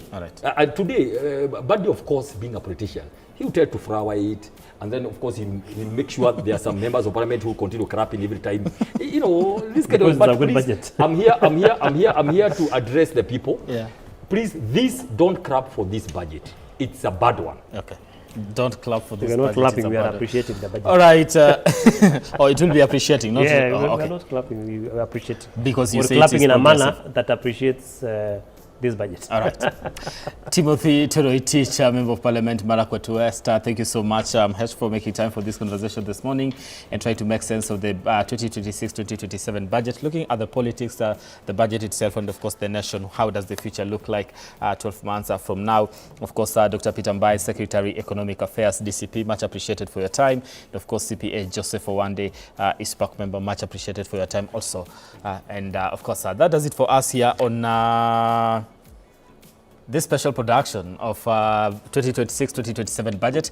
I'll be giving it, of course, I'll be handing you over to, that is David Kagina at Parliament Buildings. He'll be bringing you up to speed with exactly what is happening on that particular front, trying to discuss and make sense of this particular day. Like I said earlier, it is a wall-to-wall coverage, starting all the way from 6 a.m. until late. With all this is done. The budget has already been presented to the National Assembly. Try to make sense of it. Who are the losers, who are the winners, all that here on K24 and of course on Kameme TV. So we got you covered today, the whole day, with my team here and every other person that will be part of this particular production, trying to make sense of the budget 2026-2027. Right now, I do want to take a break.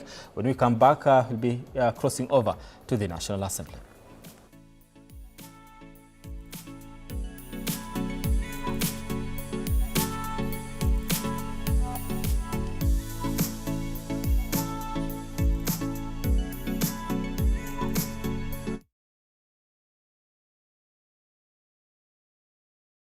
Hapo tunaelewana.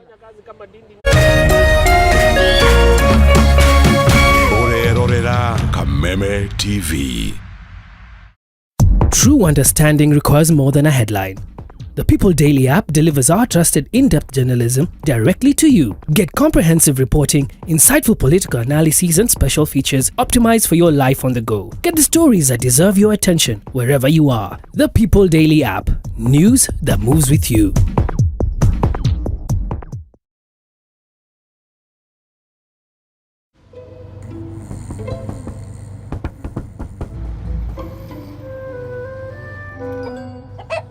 Numerous cases of people falling asleep have been reported across the African continent.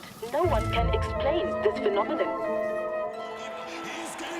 With 24/7 FIFA World Cup coverage, sleep can wait. Everything can wait. Reconnect GoTV yako for only 999 shillings today, only on GoTV.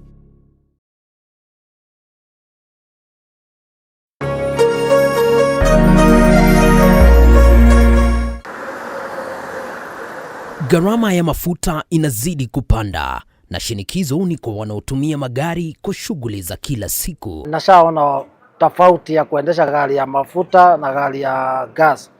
Lakini sasa kuna uvumbuzi unaoshika kasi kwa hisani ya autogas. Kutoka niwekewe gas niko na miezi 6 sasa. Na kutoka nianze kuendesha gari ya gas naona iko na faida kubwa sana, manake gas ni nusu ya mafuta. Magari mengi yakiacha petroli na dizeli na kuhamia kutumia gesi. Pahali nilikuwa natumia petrol station nikiweka mafuta ya 4000, sasa hivi ninaweka 2000 na chapa the whole day. Lakini je, teknolojia hii ni salama kiasi gani? The safety of this system is too high. compared even for that of petrol. Na inaweza kuwa mustakabali kwa usafiri nchini Kenya. Tunafaa kufanya kitu inaitwa education, just basic education about autogas, na to make sure kila mtu understand. Usikose makala maalum kuangazia swala hili Ijumaa hii saa 3 usiku kwenye runinga ya Kameme TV.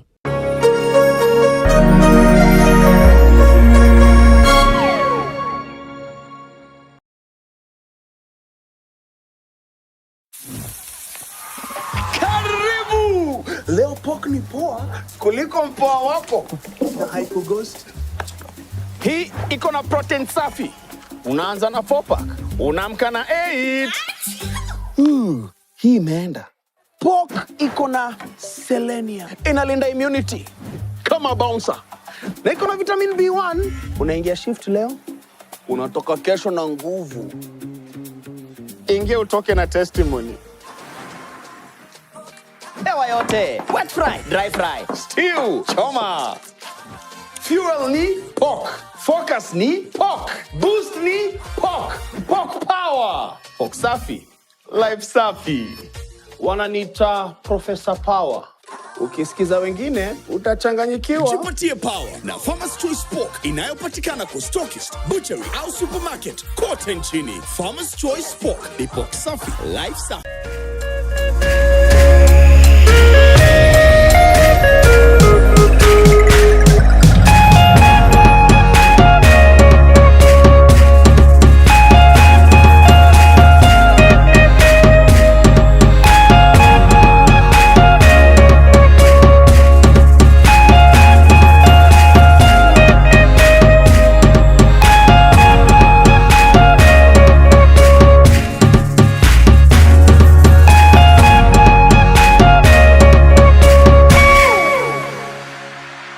Iko na selenium. Inalinda immunity kama bouncer.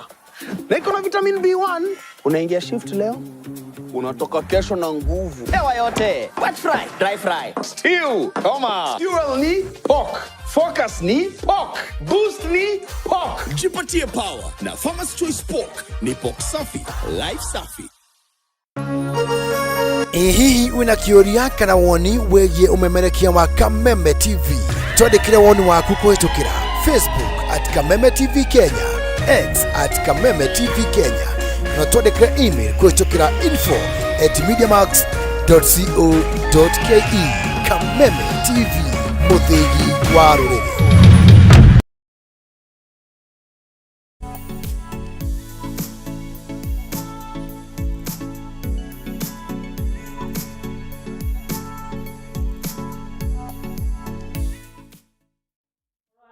We are in the 4th hour. Particular production. We want to cross over to David Kagina, who is at Parliament Buildings with a panel of experts to try and make sense of exactly what this conversation is. 2026-2027 budget. Hello, Kagina. Good morning. And over to you. Take it on.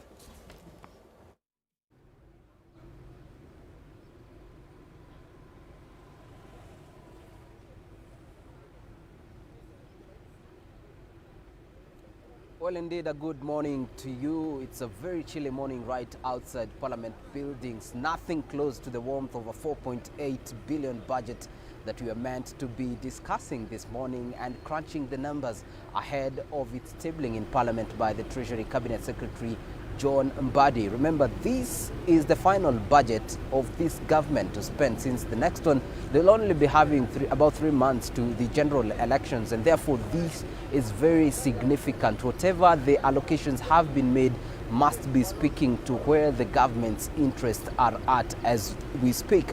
And to dig deeper into these numbers and break them down, running away from the jargon, of course, I have some panelists who will be helping me greatly in breaking these numbers. And starting from my immediate left, we have CPA Wangeshi Waroe, who is a financial expert, and so we expect to get some wisdom from her on these numbers. We have Kimani Mwangi, also a political analyst par excellence, who will also be helping us view the numbers from the lens of a politician and politics, as well as we also have Gerhard Uduni from ISPAC, who will also be helping us crunch these numbers as we look at them deeply. And just to paint a picture of where we are with the numbers, we have the allocation standing, yes, at 4.817 billion. The national government has appropriations of about 2.8 billion shillings. We have a consolidated fund service of about 2.5. We have the county's equitable share of 4.2, and this is in comparison to expected revenue, where we have ordinary revenue of 2.9 billion shillings, which is expected. We have appropriations in aid. This comes to about 644 million, and then we have grants, which is about 43 billion. Now, the total is 3.6. This means we are looking at numbers of a budget of 4.8 billion shillings and revenue of 3.6, a deficit of around 1.1 billion shillings. This is around 5.6 of the GDP. So my question this morning to our panelists, starting from CPA here, what should Kenyans really look at in today's budget? Actually, I think what Kenyans are looking at, they are really waiting to hear what is contained in the budget. But we have tried to do some public participation, so some knows what is contained in, some don't. And that's why today they are waiting to see or hear what is contained in the budget. And that's why we are here to help them understand. For the first time, this is the biggest budget that Kenya have ever had. And this budget is 4.8 trillion. Something that has never happened. Something that has never happened. 4.8 trillion. And this 4.8 trillion with an expectation of 3.6, as they have the estimated revenue is 3.6. So where are we going to get this deficit of 1.14? This 1.14 deficit, we will also be getting into the finance bill with proposed amendments of how they expect to get it. And then we will also show them how this government wants to borrow to finance their budget deficit. So what I can ask them is to sit down. We will be breaking them. We will be breaking the budget sector by sector, telling them what is expected and what is means to Anjiko. But I can tell you this budget, I don't want to rubbish it, or I don't want to say something that may hurt some people here. But what I'm saying, this is a budget formed by the government, which is waging war against its own citizens. It is not good, it is bad. Because I can see, like the time of Kibaki, the sectors that were given the lion's share, for example, education, they were giving it up to 24%. This government has lowered it from 24% to 16%. Agriculture, it was usually given between 4 to 6%. This government has lowered it to 2%. I believe agriculture is the backbone, and that should have been given the highest share of the budget. But if you look at it, what this government, this budget is giving the lion's share is the public administration. And this public administration, this is where a lot of corruption is happening, and we are going to show how. And that's why I'm here. And I will be telling Kenyans why I'm saying there is a lot of budgeted corruption in this budget. Yes. Right. Yes. Kimani? I look at it differently because when we talk of allocation to sectors, it is important to note that after 2010, when we got the new constitution, and in 2013 we had devolution, there are those functions that we devolved. Some of it being like agriculture. Agriculture is now a devolved function that is left to the county, and that is why you realize the budget allocation went down from 2013 onwards. Part of education is also devolved because like the ECD, the polytechnics, all of them have been devolved to the county government. So you will also understand why the allocation has come down from what it was prior to 2013 to what we have now, because then we didn't have the allocation to the county government, which in this case When you combine the equitable share and the conditional allocations, we have around 474 billion. That's a very huge chunk that has already been sent to counties to cater for such functions. Again, if you look even at health, much of it is devolved. You understand why allocation to health is not as what used to be before, because you have to look at it from what is the function of the national government as far as health is concerned, and what is the function of the county governments in the same sectors. So, but then you realize that there is the infrastructure sector has been, in fact, this time round seems to be the one with the lion's share. Again, you understand the commitment the government has towards roads, the affordable housing that has been allocated around 130 billion. But I agree with my sister to an extent that in sectors like health, in as much as some functions are devolved, we ought to have allocated more money for Kenyans to have a better health system.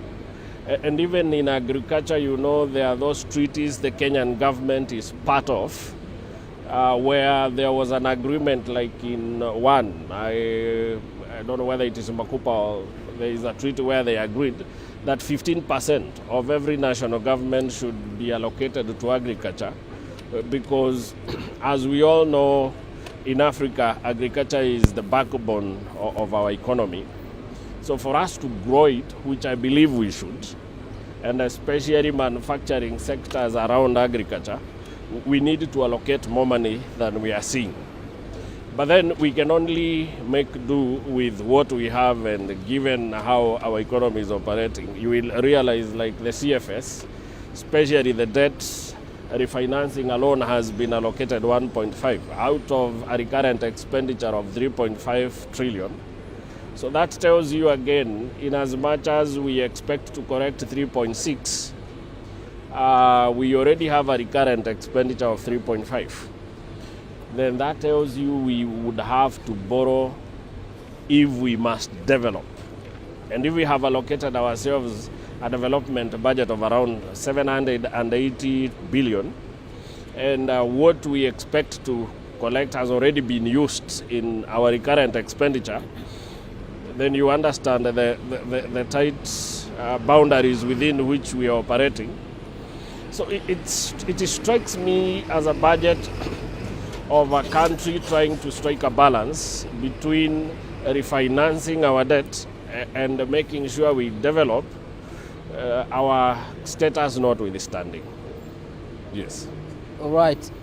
Gerhard, what numbers have started being crunched here? What do you make sense of them, and what should Kenyans expect this morning?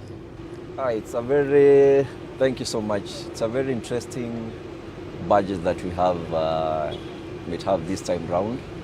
As my colleagues have mentioned, this is the highest budget that we currently have. Of course, the trend has always been every year, it's always a revision upwards, depending on the demands and needs of our country. We had the finance bill, which has been discussed and has been in public participation in the recent few weeks. And based on the review of the finance bill, you have seen that the government is trying to do more of an tax-based expansion. This is to ensure that they are able to collect more taxes from Kenyans. But now the question that we usually ask, and which has been there since 2024, that's why the finance bill in 2024 was rejected, was the reason why we keep increasing our taxes every year, and what is the economic impact of the Kenyans, because that is usually something that every government needs to look into. It's not a matter of just increasing taxes, it's not a matter of us discussing the budgets, but we also need to have a look at what is the impact that it has on Kenyans. Because as we are at the moment, many Kenyans are really grappling with surviving. We're actually on survival mode. Most of us are actually living from hand to mouth, trying to ensure that we are able to afford the next meal. Another important aspect that the budget needs to look into is on debt sustainability. As it has been mentioned, we have a budget deficit of around 1 trillion, which the government has to figure out where those funds are going to come from. And of course, we all know the government will definitely go ahead and borrow. That will definitely add to the already debts that we currently have. And you even look at the current budget, you will see that there's a very large proportion of it that goes into financing the already existing debts. So we keep piling more debts into every year. So we end up in a position where it's a cycle where it's not sustainable. So one of the key factors that I hope to see today is how are we able to ensure that we have a proper way in which the debts become sustainable, because we can't keep financing, we can't be paying and borrowing at the same time, and actually our debts keep rising every year. We need to have a working formula in which we can be able to reduce these debts in the next 10 or 20 years. Another aspect that I'm actually trying to look at in the budget is prioritization of projects. We have seen instances where projects are brought forth which do not have any importance depending on the current needs of a country. Because it is important for us to acknowledge at any given point in time before a project is brought forth, we need to check on its feasibility, sustainability, and its importance. Now, if you're working on a project that does not in any way benefit Kenyans based on the needs that we currently have, it will definitely be undermining the importance of us looking at the budgets each and every year. So those are the key things that I'm looking forward to listen to when we are discussing the budget, and that's what we'll diverge into. Yeah. Right. Interestingly, Kimani mentioned how a huge share of the budget has been allocated to, infrastructure and development, vis-a-vis what you've mentioned, allocation and appropriation in relation to the current needs in the country. Do you feel there's a proper distribution? There is, I could say maybe. Based on the numbers that I'm expecting to get, I believe they're intending to allocate around 535 billion shillings on infrastructure. This is majorly to ensure that the various infrastructure projects that they have, when you look at, you have got the affordable housing projects, there's the project relating to the construction of the road from Rironi to Mau Summit. I believe this is also the time that they're looking forward to do the expansion and modernization of the JKIA. This is the time that I also expect them to work on the Northern Corridor using the LabSet project. So when I look at all these projects, yes, they are beneficial. They are looking forward towards expanding and ensuring that there is ease of access to each of these areas. But then again, we have projects that which we also need to always critically question. We have got the affordable housing project, which has been one of the common agendas under the bottom-up program. And we have had houses that are being built all over the country.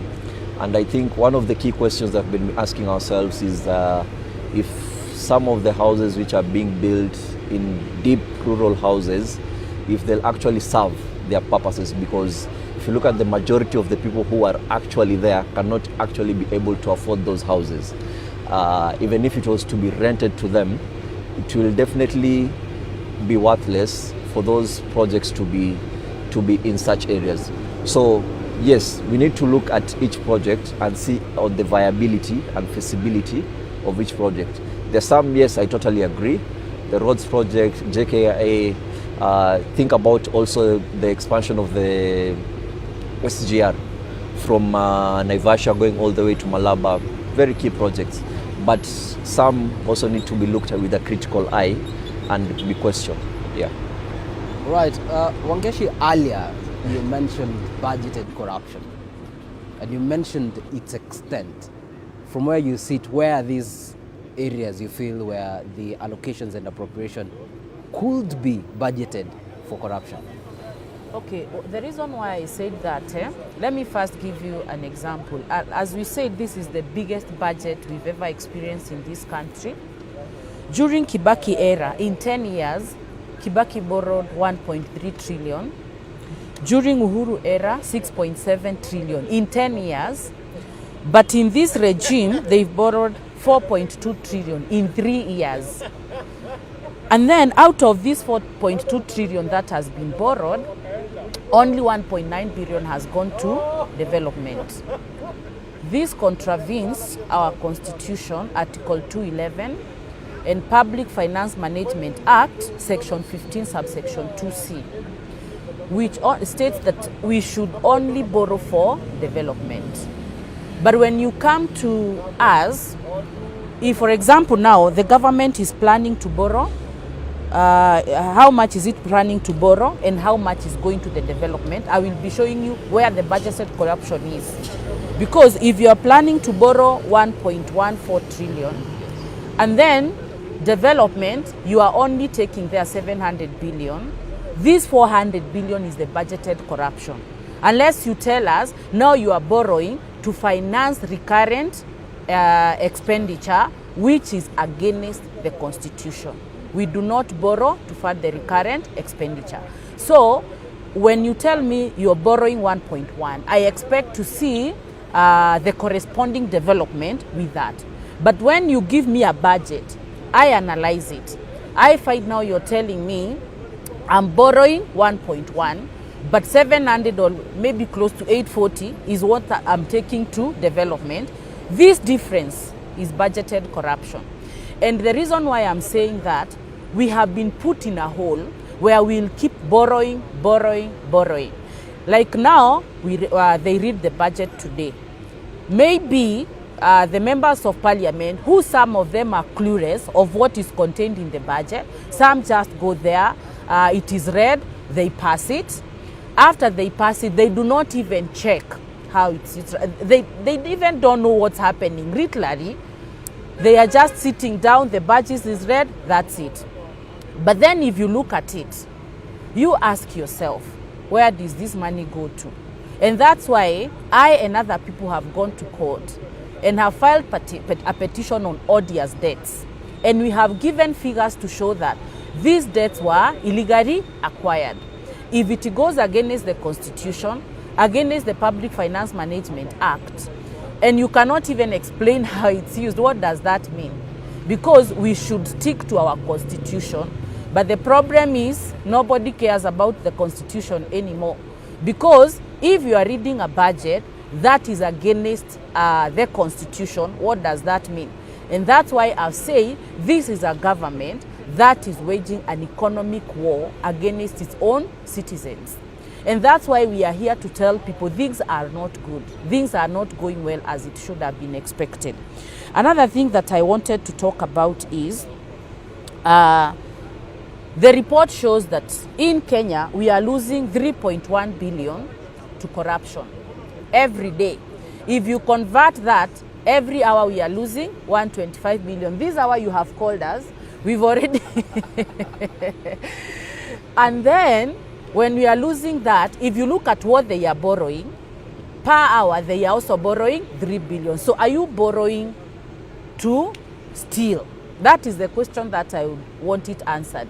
You cannot tell me we are losing 3 billion every hour and we are borrowing 3 billion every hour. Where is this money going to?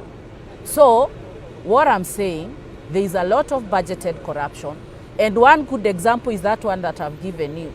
You cannot borrow 1.1 and then you show me you've budgeted 700 billion for development. The difference is budgeted corruption because the Constitution does not allow you to borrow for recurrent expenditure.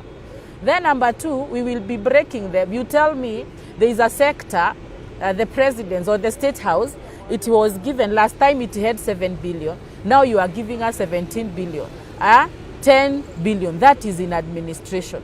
And then you tell me even in agriculture, you have reduced it to 2%. What does that mean? And then our Minister of Finance is trying to show us like 1 billion is nothing. I was trying to ask my colleague, Ebu nifanyie, can you do for me 1 billion?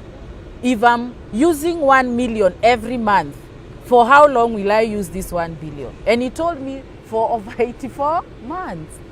For over 84 years. Nitazeeka nikikula 1 billion. So let's not try to make Wajiko see like 1 billion is 10 bob. That's a lot of money. 10 billion can do so much, especially if it can be pushed to agriculture or even be pushed to something like education. But I'm not saying they do that because this is their budget. Maybe if they allowed us as an expert, actually me, I'm a tax expert, but if they allowed us, maybe we can give them a balanced budget. Because when they came in, the promise that we were given, they will be talking of zero-based budget. But that's what they will be using. Zero-based budget means when we get in or when we are making our budget, we will not look at last year's budget. We say maybe public administration was 300 billion, let's add 50 to make it 350 billion.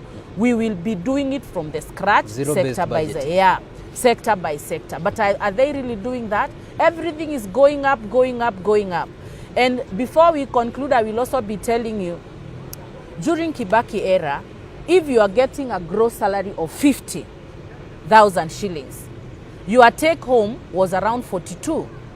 And if your take home was around 42, I did a very simple mathematics. I took 2 baskets. During that time and during this time.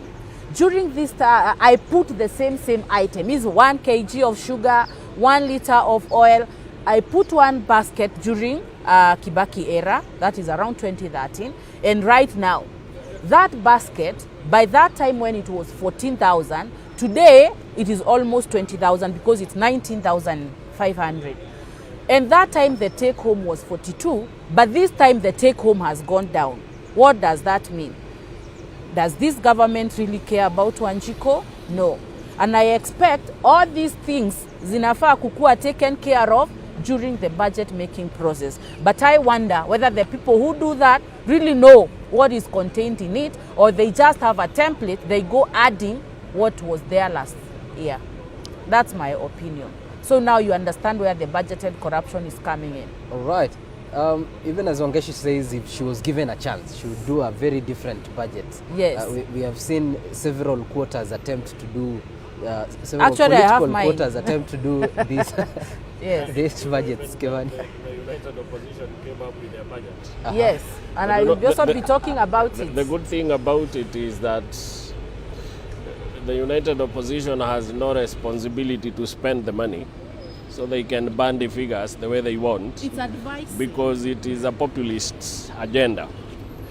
When they tell you that they are going to scrap off the, like every levy, housing levy, they are going to do away with the SHA, that is a budget view of somebody who is campaigning to get power.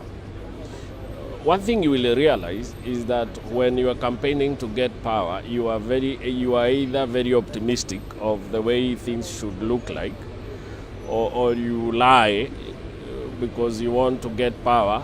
Then reality hits you, or then you show us your true color. But that to say that the difference between the development expenditure and the borrowing is budgeted corruption, I think it is, for a tax expert especially, that is being populist.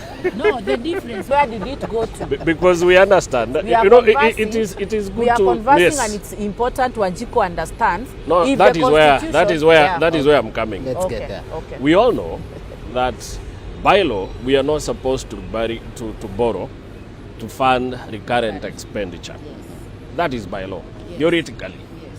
But is that what is happening realistically in our country? Let's face the reality. The reality is that we are projecting to spend over 2 trillion in debt refinancing this year only, right? But then if you look at the budget, we have lied to ourselves that we shall be using 1.5.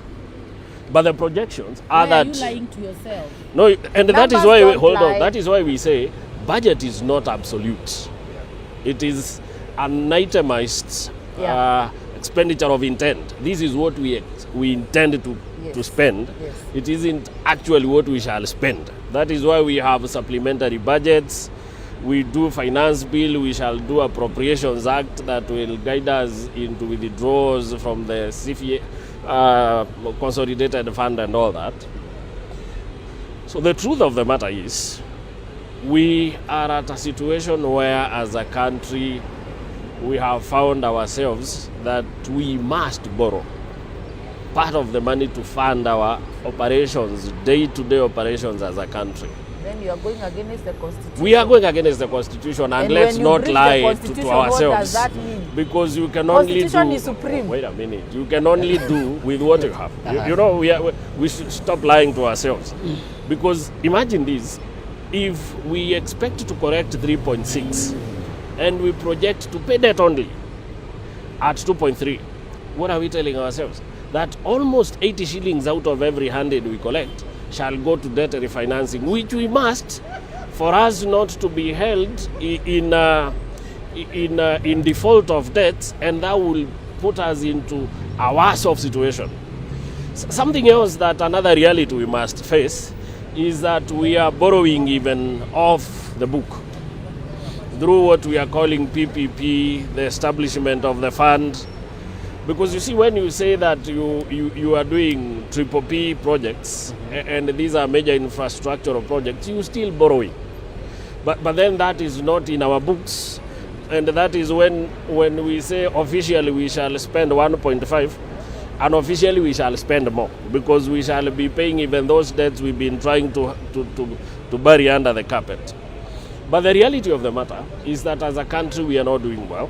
We have debt that, and as my colleague has said here, we have to really think about how we shall walk out of it in a number of years, because we are digging the hole. We are already in the hole and we are continuing digging, because last year we had lesser debt than we have this year. So our debt is growing. We're paying more, the debt is accumulating. We're paying more, the debt is accumulating. So at what point are we going to be in a situation where we shall have more debt than we can pay? Because that is coming. If you look at our history, then we must ask ourselves, how are we going to counter it?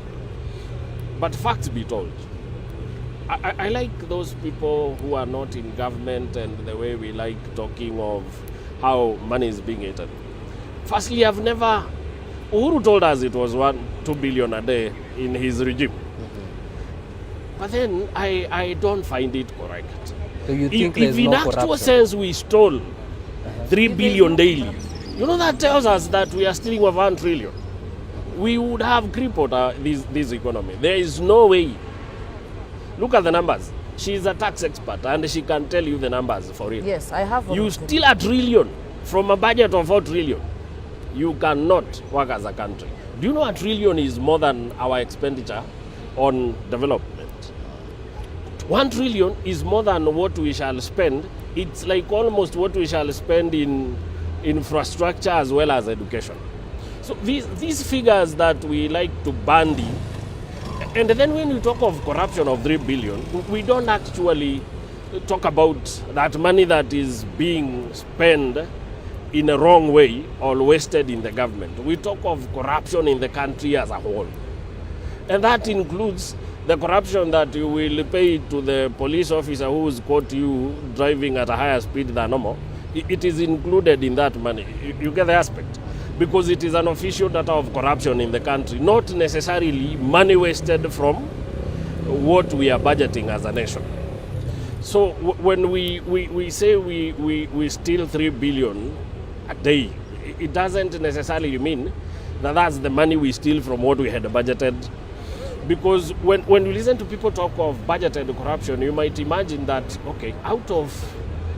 Now imagine then if we talk of trillion as budgeted corruption, for instance. Then what we are saying is that in our recurrent expenditure, corruption will be almost bigger than CFS. Especially, in fact, we are saying that we shall steal more than our wage bill, because our wage bill is more or less 1 trillion. So if we steal 1.1, we are saying all the money the government uses to pay its civil service, 1 million of them, we have budgeted to steal more or less a similar figure. So it is impossible to do that. If I get you correctly, you agree there is corruption, you just disagree, there is stealing and we are losing money, you just disagree on the figure. No, what I'm saying is, it is true that corruption is in the country. Like any other country, you cannot find a country that is free of corruption. What matters is the degree of corruption in a country. There are those with low, there are those with high. But then what I'm saying, it's good to break down this figure we talk of, like 2 billion, 3 billion every day. It does not necessarily mean it's money being stolen from our consolidated fund as a government. We are talking of the amount. It's like what we say, that we lose 20 billion of money yearly through jams or traffic snarl-ups in city like Nairobi, for instance. It wasn't money put somewhere and the jam was taking money every time there is jam, there is money being taken from that account. It is in terms of economic activities that we have forgone for being in snarl-ups for hours. How much money have we lost? You get the aspect. So when we talk of corruption in terms of, say, 730 billion or 608 in the official records of EACC, it is not money being stolen from consolidated funds as it goes to fund services in the public. It is the amount of money that is wasted in corruption in our entire economy in a year. That's a difference. But when the opposition is talking about figures, they would want to believe that from the CFS or from the consolidated fund account, we are stealing, say, 3 billion every day. All right, since you've rebutted, allow me to let her I wanted to respond just that, give a rejoinder because he has please. mentioned something, then we go to him. He's my friend, we are friends from East Park. What I would say, it is very dangerous. He's my friend, and I don't know why we just stayed tuned the other day. We've been doing these things with him, but I think there is, maybe I will mention that one later. Let me say this, it is very dangerous. My friend Kimani has said, yes, they are going against the Constitution. Tell me a government that does not follow Constitution, which is supreme, nor any other law, can go against the Constitution. It's just admitted here that is true, they are going against the Constitution. Then this report is, I'm not the one who gave the report about what we are losing, 3 billion per day. It is the report. Even now, if you go to your phone, just pick how much is Kenya losing to corruption. Every hour, every day, you will see it there. So what I'm trying to say before I give it to my friend to continue from there, numbers don't lie.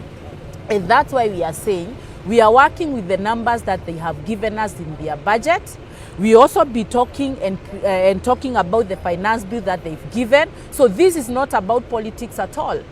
And if the united opposition stands and says, this is the way, I was waiting for them after Rigathi Gachagua read his speech on the budget to stand up and say we are against, we don't agree with what he's saying. Reason being, it is what is in their budget, it is what they've given it to Kenyans. When they say it is contravening Article 211 and a Public Finance Management Act, they only to tell us we are not contravening because of this and this. If we say they are contravening Article 220 and 221, they should start and tell us we are not because of this and this.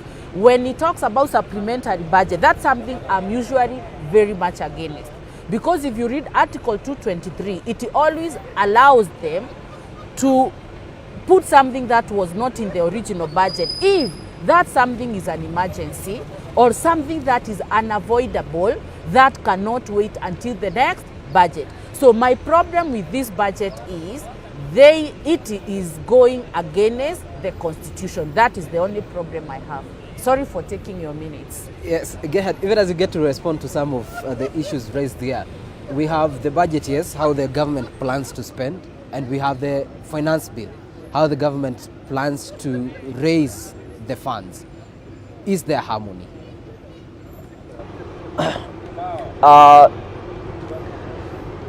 Yes, as you've mentioned it, the budget is all about how we intend to spend. Finance bill is more about how we intend to raise the funds.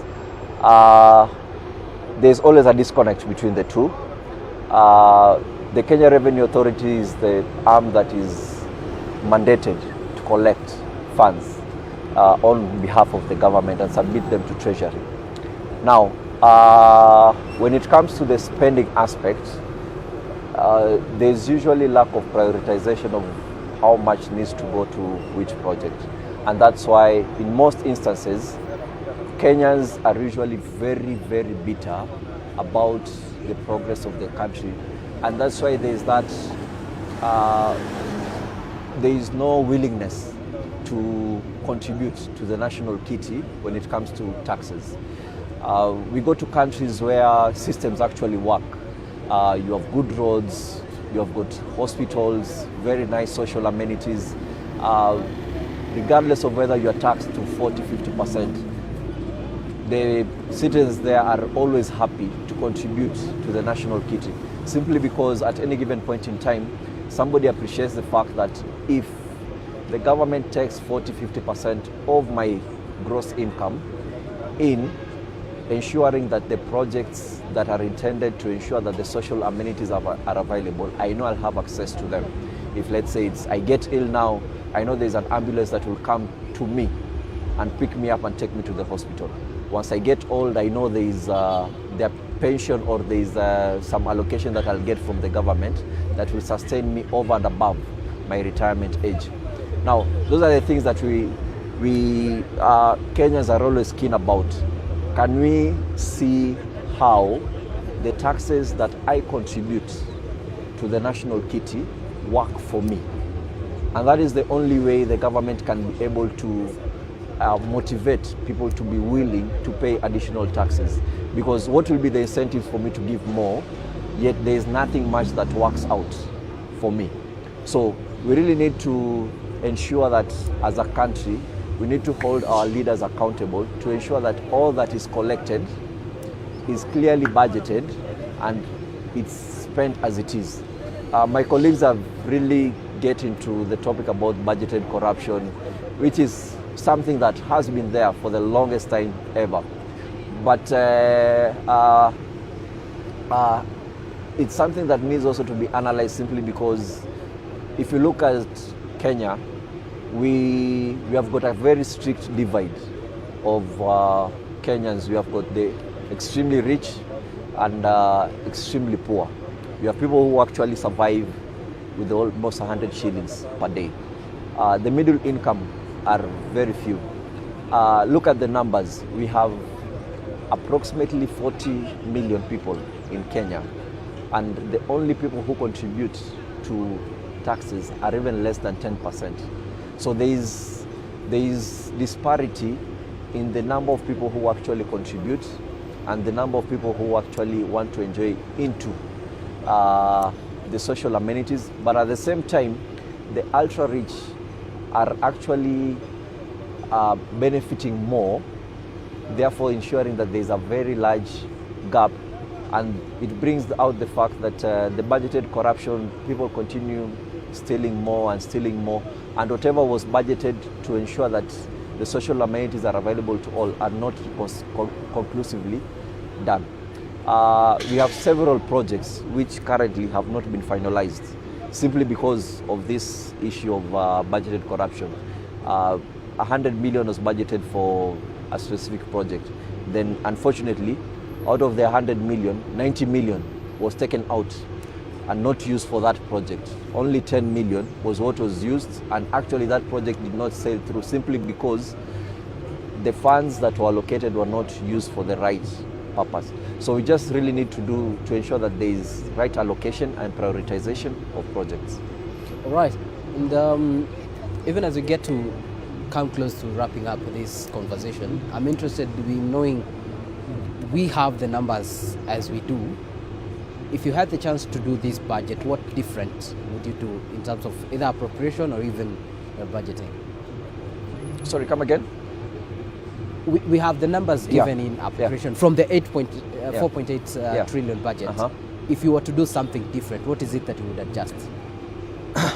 From my end, I'll ensure that I allocate more to one, development, and two, I'll ensure that I allocate more to social amenities, that is health, education,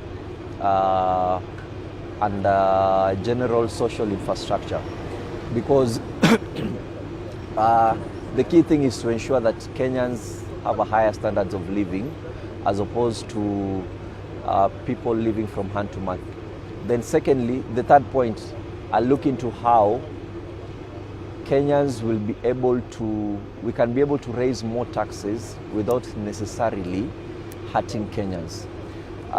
There's been conversation over time since 2024 when finance bill was rejected, to the extent to which the taxes keep rising.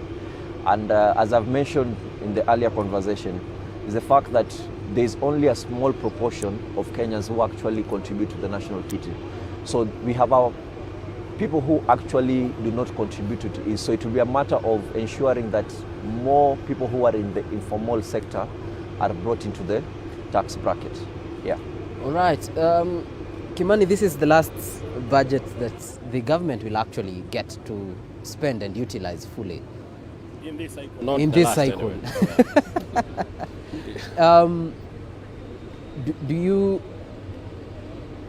Do you see development planned in terms of what is actually visible and can be seen by the ordinary mwananchi in terms of structures vis-a-vis what may translate to service and better opportunities for the citizens? Regardless of what those, let me rephrase it this way. It is easy to criticize when you don't have the responsibility of ensuring that everything is held constant, our budget constraints notwithstanding. Look at the budget. You will understand that much money has been allocated to where development expenditure can be felt.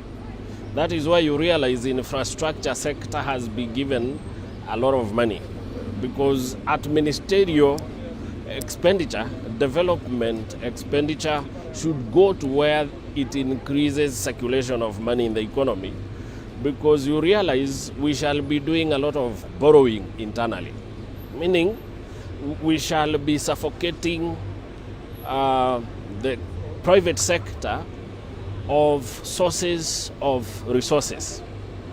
Because if we compete with the private sector to borrow internally, then we shall, in a way, be compressing the private sector. So how do you compensate for that? You take much of your expenditure as government and put the development vote into areas where more money will go back to the economy to increase circulations, and in the process create jobs, while at the same time developing the country. That may not look like a very good thing to do from the onlookers who don't have the responsibility and who are not going to answer the questions of how you run the economy. Because we must at all times remember that African economies are arguably younger economies. That is why it is a grave mistake to compare ourselves with the developed economies. Think of an economy like Kenya.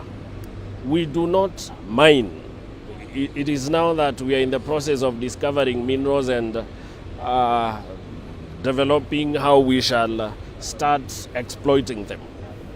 We are just a logistical and an agricultural state that has a budget of almost 5 trillion to fund and a debt of over 2 trillion to pay yearly, and yet it has people to feed, to make sure that they have a health sector that is functional, an education sector that is functional. You understand all the constraints the government has to work with.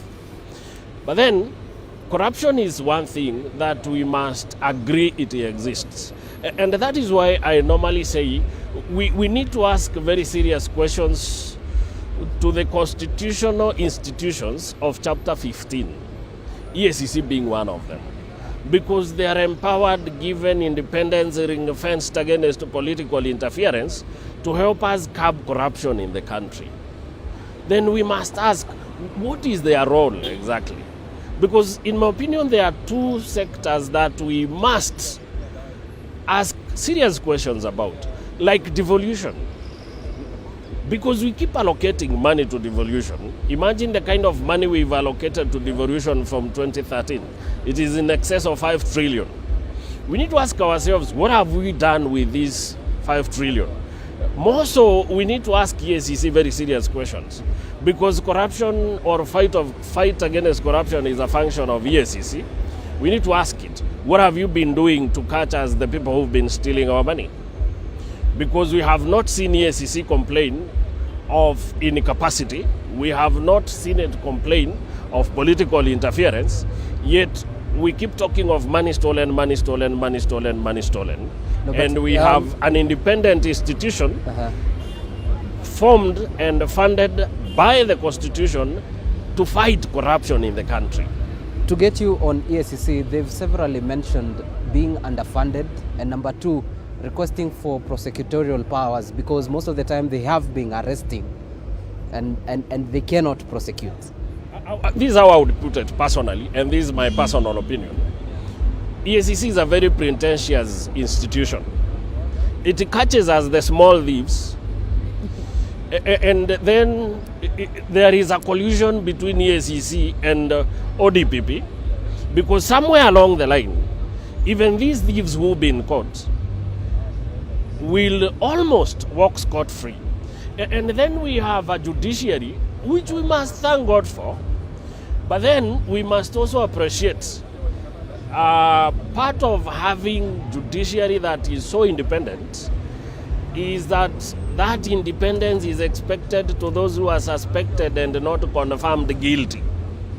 Because again, there is even those orders you get to stop you from being arrested when you have been suspected of, and it is your right, you must be accorded to them. You know those orders, you rush to judiciary and they give you orders, don't arrest this one first. And since we have chosen for ourselves a judiciary that is so protective of the citizenry of the nation, we must appreciate the litigant nature of our state. That if today we say David has been suspected of corruption, then you arm yourself with a barrage of lawyers and you delay the case for years. So there's a lot of things that we need to do as a country, and especially the National Assembly, to help us arrest corruption. But then we must appreciate the state we are in as a government and the efforts the government is taking to keep us afloat, all these prevailing situations not withstanding. All right, and as we started off, Wangeshi, there are a number of issues that you appear to disagree strongly with, that it would be so unfair if we let you go before we tackled some of them. Actually, I'm even feeling, I heard you say it is over, and I cannot believe, because we've not even touched finance bill, and I even have my reasons as to why, even if it's 2 points. This is your chance. Now let me say this. This finance bill is worse than 2024 finance bill. Reason being, it is really targeting the traders, the farmers, the manufacturers. Actually, it's targeting everyone. And even if other points I may not be able to discuss today, there are 2 points that should make this finance bill be rejected, because even if they expunge this, I wish we had time, because I have like 12 points why finance bill should be rejected. I'm a tax expert, and I can tell you for sure this is the worst. Reason being, you can imagine they are planning to deletion. They have proposed to delete section 42 subsection 14E of the Tax Procedures Act. That deletion, you don't know what it means. It's deletion of post-litigation tax enforcement provision. What that means is, for example, KRA gives you an additional assessment. If you get that additional assessment, you have a right to object. If you object, they will give you the objection decision. If you're not satisfied with it, you can go to court, you can go to the tribunal. Once you go to the tribunal and they also make their ruling and you are not satisfied with it, the law allows you to appeal to the High Court, even to the Court of Appeal. And during that time, Section 42 protects you. You cannot pay that assessment until the case is heard and determined. But they are planning to delete it so that the moment they give it to you, even if you have an active case in court, you are called upon to pay. That is very bad. It has never happened. It can never happen. And that calls for rejection of the finance bill. All right. And we have like 20 points. Why we'll be coming back. rejected. We'll be coming back to wrap up this conversation. But Thank for you. now, allow us to take this short commercial break. We'll be back. Don't go far.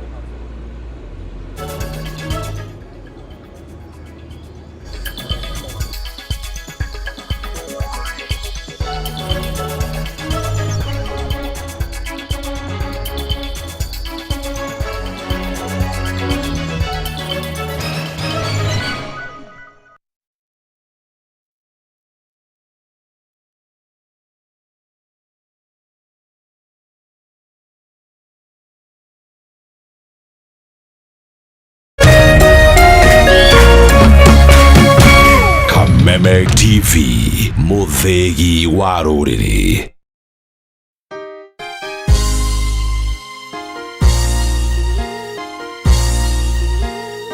God is a God of a second chance. Ngai nĩ Ngai wa ihinda rĩngĩ. Ona mũini wa rwĩmbo nĩaraugire Ngai nĩ Ngai, tũtungatagĩra Ngai wa ihinda rĩngĩ, tũtungatagĩra Ngai wa ihinda rĩngĩ. Na Ngai ũcio rĩ nĩaheaga mũndũ a second chance.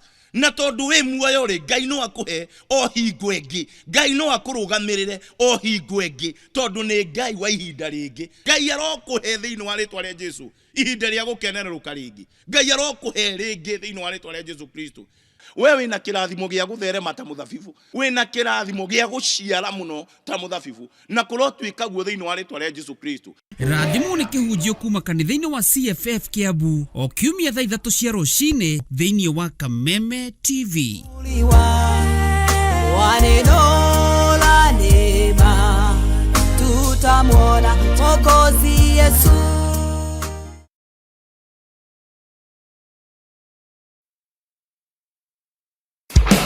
Gatatu tariki 10 na kana tariki 11 June, kambuni ya Pwani Oil na Kameme kayo ka muingi nitugacera matũra-inĩ ma Murang'a, Kĩgumo na Maragwa kunyitanĩra na arĩmi arĩa maigaga ng'ombe cia iria. Nĩtũgoka gũkuonia njĩra njega ya gũkama ũkĩhũthĩra maguta ma Sour Milk Jelly marĩa makoragwo marĩ soft na matigagĩrĩra atĩ ng'ombe yaku nĩ ĩrakamĩka na njĩra njega ũũ atĩ ndĩhithaga iria. Oho Pwani Oil nĩ makũreheire supplement ta Ama Energy, supplement ĩrĩa ĩteithagĩrĩria ng'ombe yaku ĩkagĩa na hinya wa mwĩrĩ na koguo ĩkongerera production.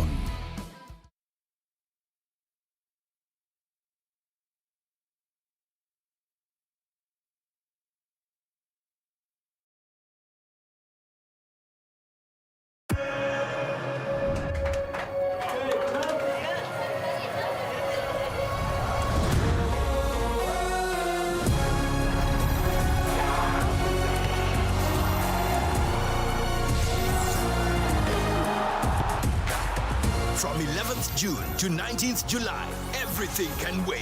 The FIFA World Cup 2026. Get DSTV access for as little as 1,450 Kenya shillings today. True understanding requires more than a headline. The People Daily app delivers our trusted in-depth journalism directly to you. Get comprehensive reporting, insightful political analyses and special features optimized for your life on the go. Get the stories that deserve your attention wherever you are. The People Daily app. News that moves with you.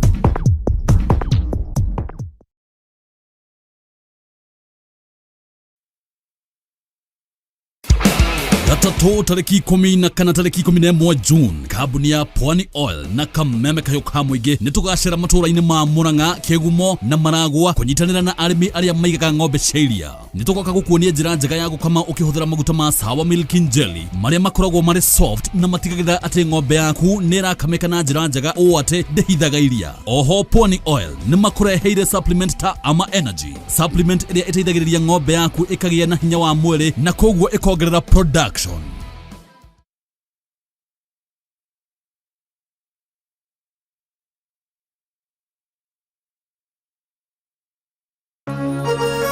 Hihi wina kĩũria kana woni wĩgiĩ ũmemerekia wa Kameme TV? Twandĩkĩre woni waku kũhĩtũkĩra Facebook @Kameme TV Kenya, X @Kameme TV Kenya, na twandĩkĩre email kũhĩtũkĩra info@mediamax.co.ke. Kameme TV. mũthĩgi wa rũrĩrĩ.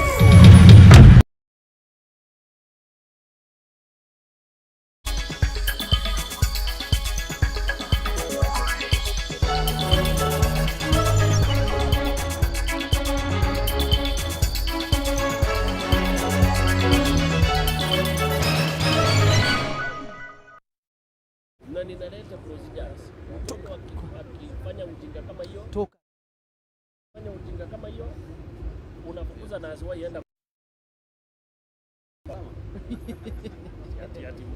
Welcome back. Indeed, this is K24's wall-to-wall coverage of the budget day. We're expecting anytime from 1 o'clock the CS will be coming to address the budget, the Parliament right here, telling us the appropriations and what he has in store for Kenyans. But for now, allow me to throw you back to Treasury, where the CS is, of course, finalizing up on his projects. And right there, we have our very own Mbataru Mwangi, who is on standby to bring us up to date. Mbataru, if you can hear me.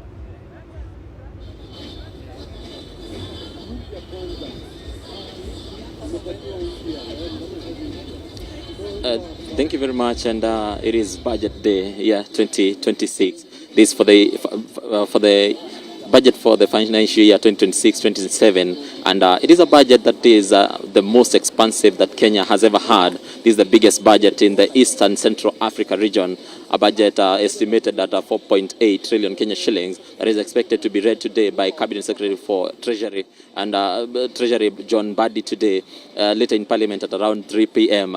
Amongst some of the key findings that are in the budget of 2026-2027 include a national government allocation of 2.9 trillion shillings. This means that the executive will receive about 2.8 trillion shillings, judiciary will receive around 30.38 trillion shillings, and parliament receiving 50.98 trillion Kenya shillings. And these are some of the departments that have really seen an increase in their allocations this year. And we also have the consolidated fund receiving Kenya shillings 2.56 trillion interest on loans, bearing owing to the fact that Kenya is really on the bone of loans and increased borrowing, going to up to more than 12 trillion Kenya shillings up to now. We are paying an interest of 1.25 trillion Kenya shillings in the financial year 2026-2027. We also have redemptions to loans of 1.06 trillion Kenya shillings, and also pensions are accounting to around 247 billion Kenya shillings. Counties, remember counties, there had been a misunderstanding before, because counties and senators were demanding a total of 454 billion Kenya shillings. The National Assembly earlier agreeing to give them 420 billion shillings, but 425 billion Kenya shillings, but governors hold to their ground, saying that that money wasn't enough. 425 billion Kenya shillings wasn't enough. After both committees went to liaison, they agreed on 428 billion Kenya shillings. So this is what John Mbadi, the CS for National Treasury, we read today: 428 billion Kenya shillings to go to the devolved units, to the counties, and this is an increase from what they received before. We have also seen the Commission of Revenue Allocation earlier intimating that counties was supposed to be given more than 460 billion. So they have not received in entirety whatever was being requested, but they are somewhere. They are at 428 billion Kenya shillings. And at the moment, we can also see that the problem that we have in the country right now is getting revenues, and revenues have been a problem too, and has been a challenge to funding our budget. And we are supposed to get revenues of up to 3.6 trillion Kenya shillings. These are revenues from the ordinary revenues of 2.98 trillion Kenya shillings, and also appropriations in aid of 643 billion Kenya shillings, and grants of more than 43.3 billion Kenya shillings. In borrowing, we are supposed to borrow over 1.057 trillion Kenya shillings domestically. So some of the nitty-gritties in the budget are still some things that experts are not okay with, or some of, especially the opposition yesterday, we saw them intimating to the fact that Kenya needs a budget of 4.3 trillion Kenya shillings. Remember, the budget has expanded from 4.2 trillion Kenya shillings in the year 2025-2026, that is in the current year that we are in, and it is now jumped up to 4.8 trillion trillion Kenya shillings. So we continue to wait for Cabinet Secretary for National Treasury, John Badi. He is in preparation stages, and after here we're going to get into his offices where I know he will address the media before making his way into the National Assembly, where he's supposed to give his maiden speech today. And Kenyans are in expectation that the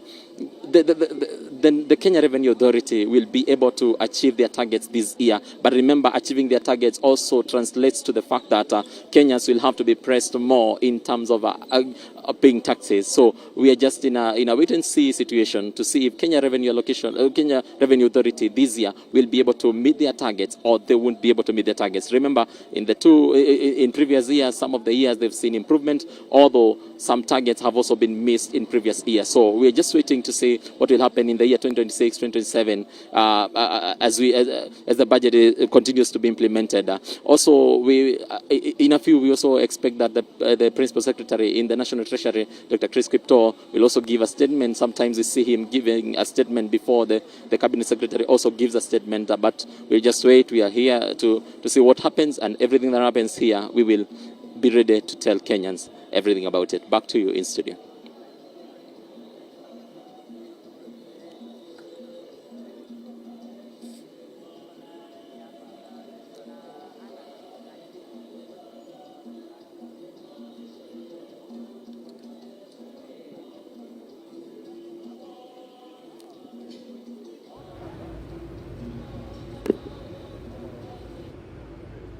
Welcome back. Indeed, before we left this panel right here, the conversation was heated with details of where the finance bill has gone wrong. Wangeshi, we may continue. The problem I have with the finance bill, it is because the thing that they are proposing there, for example, the cases they lost in court, now they are sneaking them through the finance bill. Like the interchange fees, taxing on it. They lost a case, now they want to bring it back. I already mentioned about them wanting to delete section 42, where you are supposed to pay tax even if you have an active case in court. Number two, they also want to delete section 39A for withholding agents. The reason why they want to delete it, assuming you've been appointed as a withholding agent, and for a period you didn't withhold, but the person whom you are supposed to withhold on already has paid KRA the whole amount of tax. They want now to introduce that you will be paying that tax even if they've been paid. That is double taxation. Where are you leaving our traders? So the finance bill, number one, what I'm trying to say, they try to hype it, but I'm telling you the things that are contained there, personally, if this thing passes, it will be very bad. And if they are willing to expurge all those things, then that's okay. But if they expurge, it will be a shell. So what I'm saying is, if this, and I said last time, that you don't have to have a finance bill every year. We have an act that is on operation. And you don't have to have a finance bill for you to amend some things. Because some clauses, they even amend even if it is not in the finance bill. For example, during Corona time, you remember them amending their tax rates. So we don't have to have a finance bill. Another thing we were discussing with my friends here during break, this thing they are talking of issuance of tax invoices. And this issuance of tax invoices, because they want to be auto-populating everything, it cannot work in Kenya. Reason being, when we were seated with you here, I requested for this thing because it's very cold. When I buy that thing there, and you send a motorbike person to go collect it, bring to you, and you pay him 200 shillings, do you want to tell me that person will be able to issue that invoice to me?